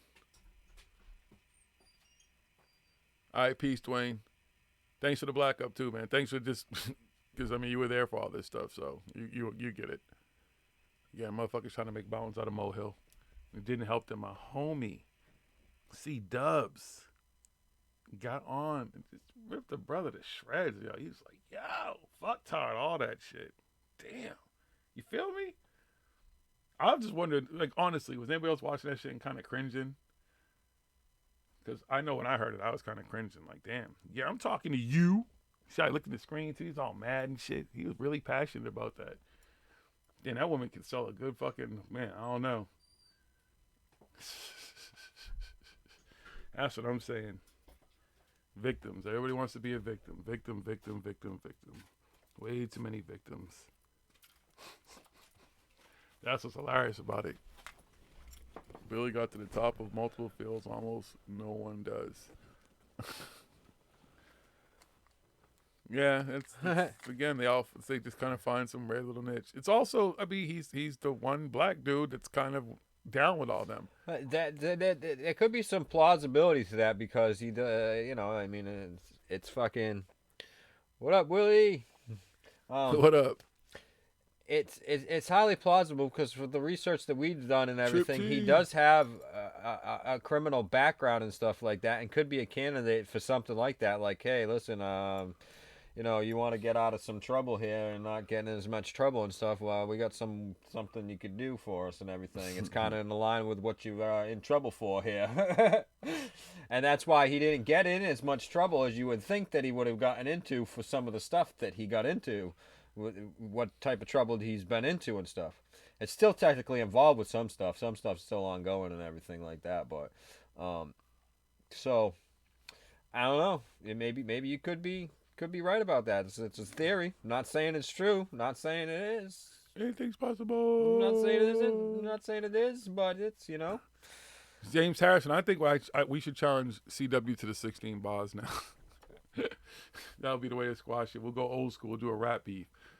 Jiggy versus C-Dub. We could even do the Dolan versus David Wilcox versus Dolan rap beef. You should make that happen. That's how we can set. We're gonna go old school. I can't break dance anymore, so that's out of the question. CW might be in better shape to break dance, but he would definitely beat me in a breakdancing battle. Although I could still pop lock and stuff, and I still got some moves. But he's not gonna beat me in an ultimate dance battle. He's just not. But in breakdancing, he might be able to beat me. But in an ultimate dance battle, he's not beating me. So he can challenge him to those two things: a dance battle, or we can have rap beef. We can take it over. Since it does kind of reek of like rap beef, right? The way he got on there, he was like, "I'm talking to you. You wilding and shit." Like, yo, that shit was. I can't lie. When I was first watching, it was kind of funny to me too, because I'm saying like, and then I'm like, "Is it, you talking to me?" He's like, "Yeah, I'm talking to you." Did he even say "son"? Like, I was like, "God damn, my man went street." He went real hood and gully on me and shit. That shit was hilarious. So I think rap beef might, in a dance battle, might work. What y'all think? See, that's how you can settle beef. That's how I settle beef. Can we do it live? That's up to CW. I'd be more than happy to do it live. We can do it live. We have to figure that out. He'd have to be willing to say that though. That he'd have to be willing to be like, I'm down. Because he is one who taught. He did challenge Jordan Sather to a rap beef, right? I mean, to a rap battle. I'm just saying, wouldn't anybody like to see this shit end like that? Like, wouldn't that be the coolest way to end this shit? Right? With two cool motherfuckers. Because CW's cool as fuck. Like I said, I know who he is. He's allowed, but some of the shit he said was just kind of brutal. So we can say we can handle it. You know what I'm saying? Like some gentlemen. I know who CW is and stuff, but that's still not something the way you talk to somebody I who's know. supposed to be your friend. You know, that's the problem with the whole thing. That's the way you talk to Unirock, Corey Good, David Wilcock, fucking Billy fucking Roach the fucking Carson. He went hard on me, man. I don't know, man. What you want me to do? That's what I'm saying. You know. Well, we'll figure it out. I think rap beef would be dope. See, I'm old school, man. That's how you settle beef, son. That's how you can take it to the streets. I remember going to fucking clubs and fucking literally having breakdance battles and shit with my crew, with other crews. No one laid a hand on nobody. That's legit beef. Rap battle, that was beef. If you remember rap battles, if you're old enough to remember old school rap battles, because motherfuckers don't even battle no more. Like, and these motherfuckers, and they be spitting their bars fucking live. These motherfuckers sound like they been to too many bars trying to spit some bars and shit. But back in the day, motherfuckers, like, rap battles was dope as fuck, yo. Especially if you could spit that shit off the dome. So we'll see. It's all good. We'll figure it out. Again, I don't consider the enemy. I have no problem. I don't want anybody bashing him. I don't want anybody walking away like, you know, going to him like you're an asshole or whatever. Taken away from this, like I said, you see how I'm even ending this, like, well, before it ends, but like how ultimately those type of bridges can be repaired. They're allowed to have a bad day. Everyone can have a bad day and just misinterpret. He also had said he had spent 24 hours away from Twitter, so I'm pretty sure it wasn't easy to come back to Twitter and jump right into all that. You just have to really understand that a lot of that stuff was taken out of context and just said in such a poor manner. That's where all the original anger and stuff came from. So, you know what I mean? That's all. I'm a reasonable motherfucker. We're reasonable people, man. We're reasonable. Peace and love, Professor Fez. That's funny. You ever, what's that show that Ashton Kutcher used to be on? They had the kid Fez on there. Yeah. You know what Fez stands for? I found that shit out like 5 years ago because I never watched that show. And then one day, so they had it on in the pool room, and the motherfucker was talking about that shit. And he said it's a foreign exchange student. But his is FEZ. I know. No, I'm not trying to make fun of his name at all. I'm just saying, when I first heard that shit, because, you know, I don't watch a lot of TV, so that shit came late to me. Like, and I was like, what? That means what? They're like, they don't even know what his real name is in the show. I was like, that's fucked up. Funny, but fucked up. See? So I'm saying, Littles, rap battle. I got bars, son. Trust me. Hey, if Terry's still there with you, Littles, just tell her, ask her about Dose. She knows about MC Dose. Opened up a Public Enemy, all that shit. Don't get it twisted. Dose still got bars. In 49 years, shit, I've been rapping since I was a fucking teenager. That ain't nothing. Singing, rapping, all that shit. Bars, I got plenty of bars. You know what I'm saying?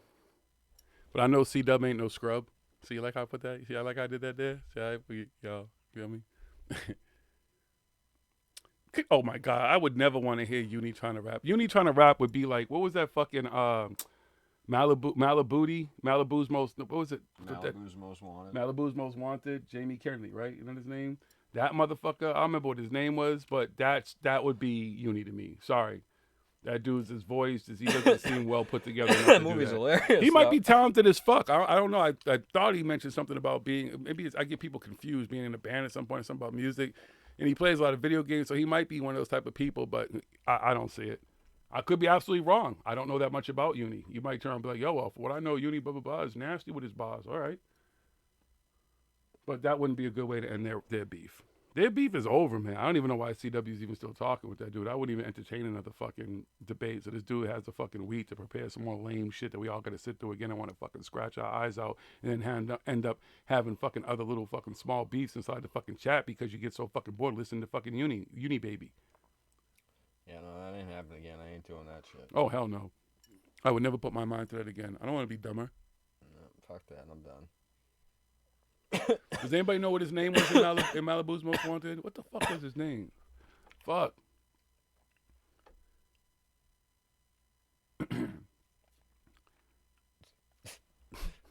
I'd like to be rapping. No one wants that, though. You don't. But you said, wait, no. Is it you? No. I get people confused who can play instruments. Maybe that's James or somebody, because James is the one that's always talking about he can produce tracks or whatever, I believe. So, you see, Jonaside, this is how I grew up singing in choirs and stuff. So I hate when people tell me they can't sing, but I'm like, you can sing. What you got to do is learn how to fucking hide your voice. What do you think most fucking singing groups do? They usually take the most powerful singers in the front, and everybody else who's kind of weak but might look good or whatever fits the bill is in the back. You just got to learn how to harmonize, man. You got to learn how to fit in. That's all you got to do, man. It's the best way to learn how to do anything. And then next thing you like rapping, man, you just learn how to fucking catch that. You got to find the rhythm. The rhythm is the most important thing. I tried to explain that to Wiz one day about the rhythm. The rhythm is something that you got it or you don't. But you can get it. You just got to learn how to find it, man. You got to learn how to find that stroke. Y'all know what I'm talking about? Someone's like, what does he mean by that? I don't know what he's talking about. What is the stroke? What is the rhythm? Oh, shit. I'm a fire in my laser. Me so horny, me love you long time. Oh, B-Rad, thank you. Yep. Thank you. What's up, B? That's funny. B Squared comes in and then says B-Rad. That's kind of awesome. It just looks kind of cool. And that's weird, but I'm high, and on the screen that looks kind of dope. Because I was like, yo, that dude's name is B Squared B-Rad. And then I saw someone else said B-Rad. I said, okay, that makes sense. I was like, damn, he even came in the room. That's a beat. Wow, a choir? Yeah, you have to explain that sometimes outside of chat, because that's going to take you forever to explain. And I might not be able to comprehend. Then somebody might pick it up and then start a beef with you and I because they saw it the wrong way in a long text in the chat. Whatever. I think everybody has some kind of talent when it comes to music. That's just what I believe. Not everybody should rap. There's way too many motherfuckers nowadays who shouldn't rap. They really, I mean, There's a lot of people in music in general that shouldn't be music but in general. that's just somebody's taste. Somebody likes all that shit, apparently, because these motherfuckers is making some kind of money. I definitely don't believe they're making money like they used to, though, because the system is set up a whole different way. But a lot of these motherfuckers have a lot of this. Like, that Old Town Road kid, that Lil Nas X, even though he's getting sued out of his fucking cowboy boots right now, he may not have a horse when he's done with it, though, but he was a smart motherfucker the way he went about it. Just bought a beat and then made fucking, hey, that's the new way to do shit. So I ain't hating on the motherfuckers, but that ain't my shit. Honestly, I preferred the Billy Ray Cyrus part of the song better than anything. And I'm not even a Billy Ray Cyrus fan. Achy Breaky Heart was not a good song. Don't break my heart. Isn't that what he's saying? Wasn't Achy Breaky Heart? Wasn't that Billy Ray Cyrus? I think so, yeah. Right? And if you break my heart, no. His order's weird. I don't want her to come on a wrecking ball. That would scare me, and especially with her being on it. Hey, babe, welcome. What Sox Yanks are going to what? He already went to the Red Sox Yankees. Yeah, I said I might go back. I might go to one in September. It just depends on when, because I'm going to be in Phoenix, so I got to look at the schedule. My Yank friend, he was so embarrassed at the last game with me, because I took a Yankees fan to a Sox game with me, and they were whooping ass, and I'm 6'4" and he's like 6'6", and we were on the fucking Green Monster, and he was watching the fucking home runs from Mookie Betts and JD Hernandez and everybody else go over our heads. What'd you say? You were on the Monster. AJ wanted to sit there, but we were right behind home plate when we went to the Angels game. So You should have told me though, because I just would have had to go see if my boy was there. He just because he runs security. Well, I don't like telling all my business, but yeah, that's what. Because we had tickets. It would have been a nightmare getting over there from behind home plate with him. I just made a beeline because I haven't seen him in a few years. Just imagine Jiggy at his biggest, right? I had to be 350, 360. No, I was bigger than that. And then two other roommates who were both like 6'5" and 6'6", who were bigger than me, living in a small-ass 3-bedroom apartment in Brighton. You can dig it, because you understand Brighton in the college. So, yeah, it's fucking hilarious. Fucking hilarious. So I say, you talk about motherfuckers about being broke. When I lived in Atlantic City, Cameron played 4K for a beat and Hook If You Goes. Yeah, I mean, most of them did that shit, James. A lot of the security I did, the artists, man, that's how a lot of artists make money and shit. They don't allow to make money necessarily off of their fucking sales. They make money on tours. They make money on certain merchandise if they're smart. But they also make money doing shit like that, like ghost appearances. Like you have the money, start at the bottom and work your way up. You'd be surprised who does fucking things. He didn't make all his money off of his stuff. He ghostwrited so much shit. He even raps about it in a few of his songs. Yeah, but he's talking about like appearances and shit. Like that's how these motherfuckers make a lot of their money. Well, like, no, he's saying Cameron would pay people to write him a beat and a hook and to ghostwrite it for him, and then Cameron would use that hook and the beat. Gotcha. He ghostwrite it. Which nowadays a lot of people. I thought he was talking about the appearance because they would appear on now other people people's stop shows. beefing stuff like the Drake was supposedly had a ghostwriter and fucking what's his name and everything like that. But back when Jay-Z and stuff first came out and everything, he was ghostwriting for everybody. Everybody's shit at that time was Jay-Z. Fucking his name was on it. If you go back and look at everybody who came out back in like 94, 95, even though I don't even know how long he did it. It will say S. Carter on so many people's songs. Jay-Z's not on the song at all. Sean Carter isn't on the song at all. But he wrote the lyrics to it. I'm not a big wrestling fan anymore, Genocide. I was more of a wrestling fan in like the 80s. Like, yeah, that's when it was really when I was for a me. Kid and it was I watch it good in the occasionally, 80s but it and doesn't. Yeah. So even the now local it's stuff, just- I was never really into. I was more into the bigger stuff back in the day and going to the Garden and shit and watching WW. What the fuck was it back then? F. WWF. Was it? Yeah, back then and shit. Andre the Giant, Hulk Hogan, fucking Macho Man, all that shit. People in there and people before them, Tony Atlas, the Birdman, Coco Beware, shit like that. Like that's when I was really, really into wrestling, and I would go actually watch the matches and stuff at the Garden, like when they'd have the bigger matches. That's how we get tickets, because our boy works at the fucking Fenway. Yeah. You probably see him on fucking TV sometimes when they show the guys fucking dragging the mats on in between innings and stuff like that, and making sure the field looks good. He's been doing that since I known him. That's like fucking forever. It's a good job though. I'd keep it. Yeah, it was my first time because I had tickets, like seats, but my friend was like, if you want to go check out the Morrissey, you can just go up there. And my boy was like, hell yeah, let's go. So we went up there and spent the whole game up there. And it's just as someone who grew up in the city and has been there, because I hadn't been I started going back to Fenway, and I've told that story before because Fenway was not a cool place for me for a long time.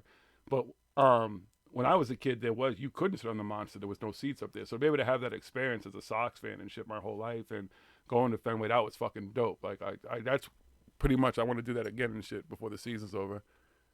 Did you guys have enough food to feed him out of mind? What? What do you say? She said Andre the Giant sat at her. Oh my God, yeah, I could only imagine. I can't even fucking, that dude could eat and drink. Yeah.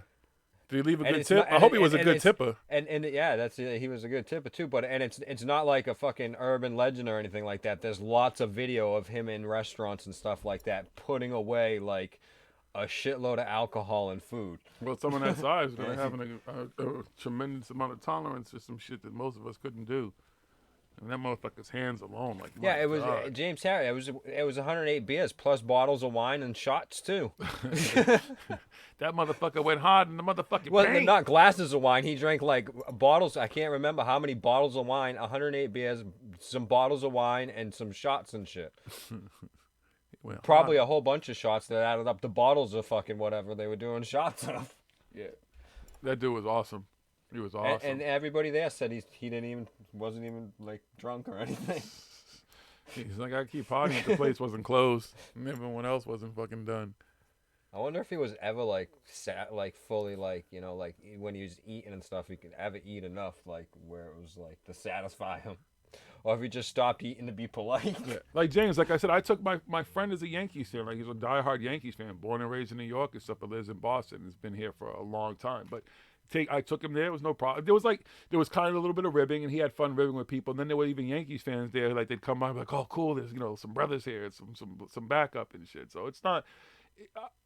I think things get a lot more hostile too when a lot of other things are on the line and stuff like that. But I don't see that anymore. Like it's not really that. There's some idiots, but I didn't see any of that. A few times I've been to Fenway recently.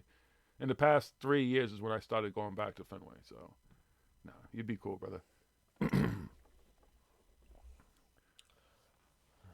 He was 500 pounds. Shit, my biggest, I was 415. Imagine that. I got pictures too of that shit. That was insane. I was coming off of surgery though, so I couldn't really do anything. So it is what it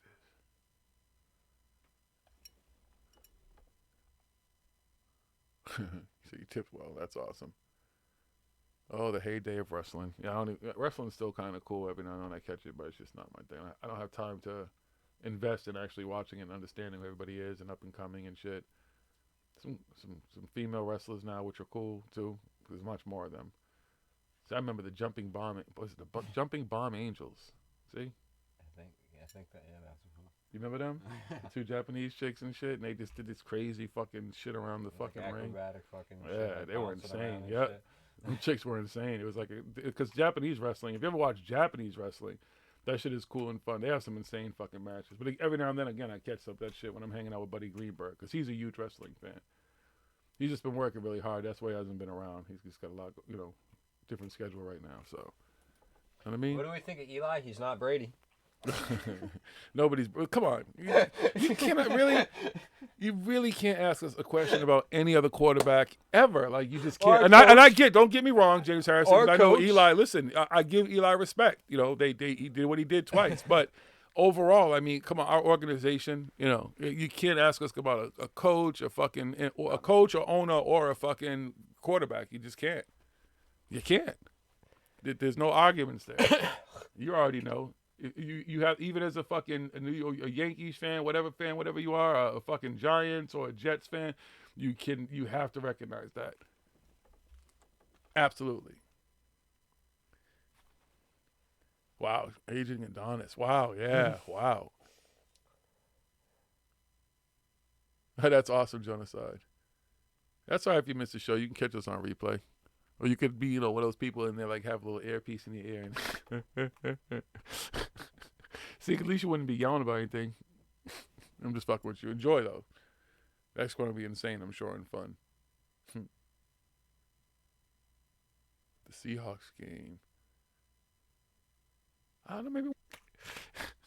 You know about the Patriots great. As a Seahawks fan, you absolutely would know about the Patriots greatness. I'm just saying. The Butler did it. Sorry. Jake the Snake. Oh yeah, Jake the Snake Robbins. Oh yeah, man. The Undertaker when he first came around. Hacksaw Jim Duncan. Yeah, Jesus Christ, man. I could just, my Bam brain would just have Bigelow. to. You know who my favorite? The Iron Sheik. Now you talk about someone who has like a weird fucking history. The fucking Von Erichs.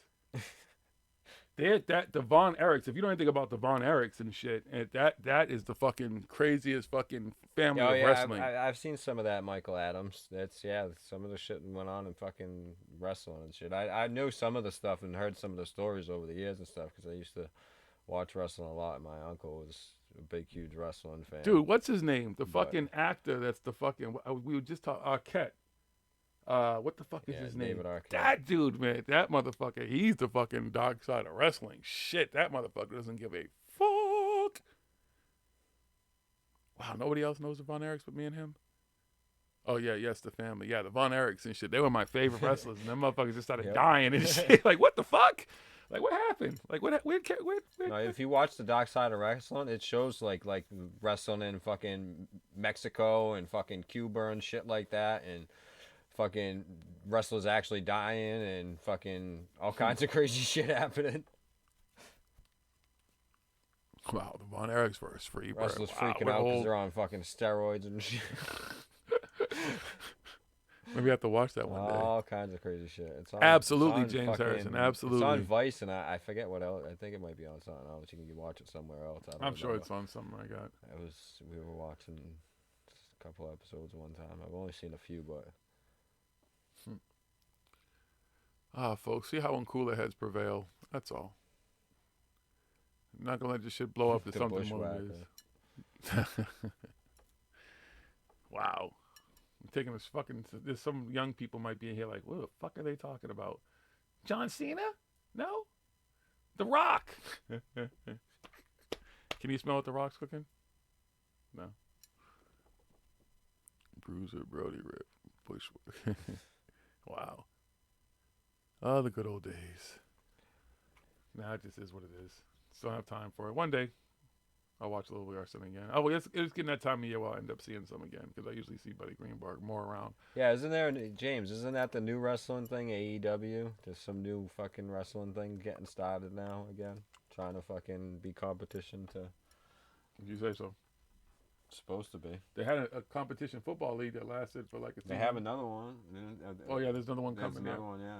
We'll see how long it lasts. It may work because there might be a lockout season, I think, after 2020 or some shit anyways for 2021. So that's probably why they'll push that shit. Some in-between entertainment. Whatever it is. All right, we done? We done. We smoked the last blunt. It's over. Until next time. We're done.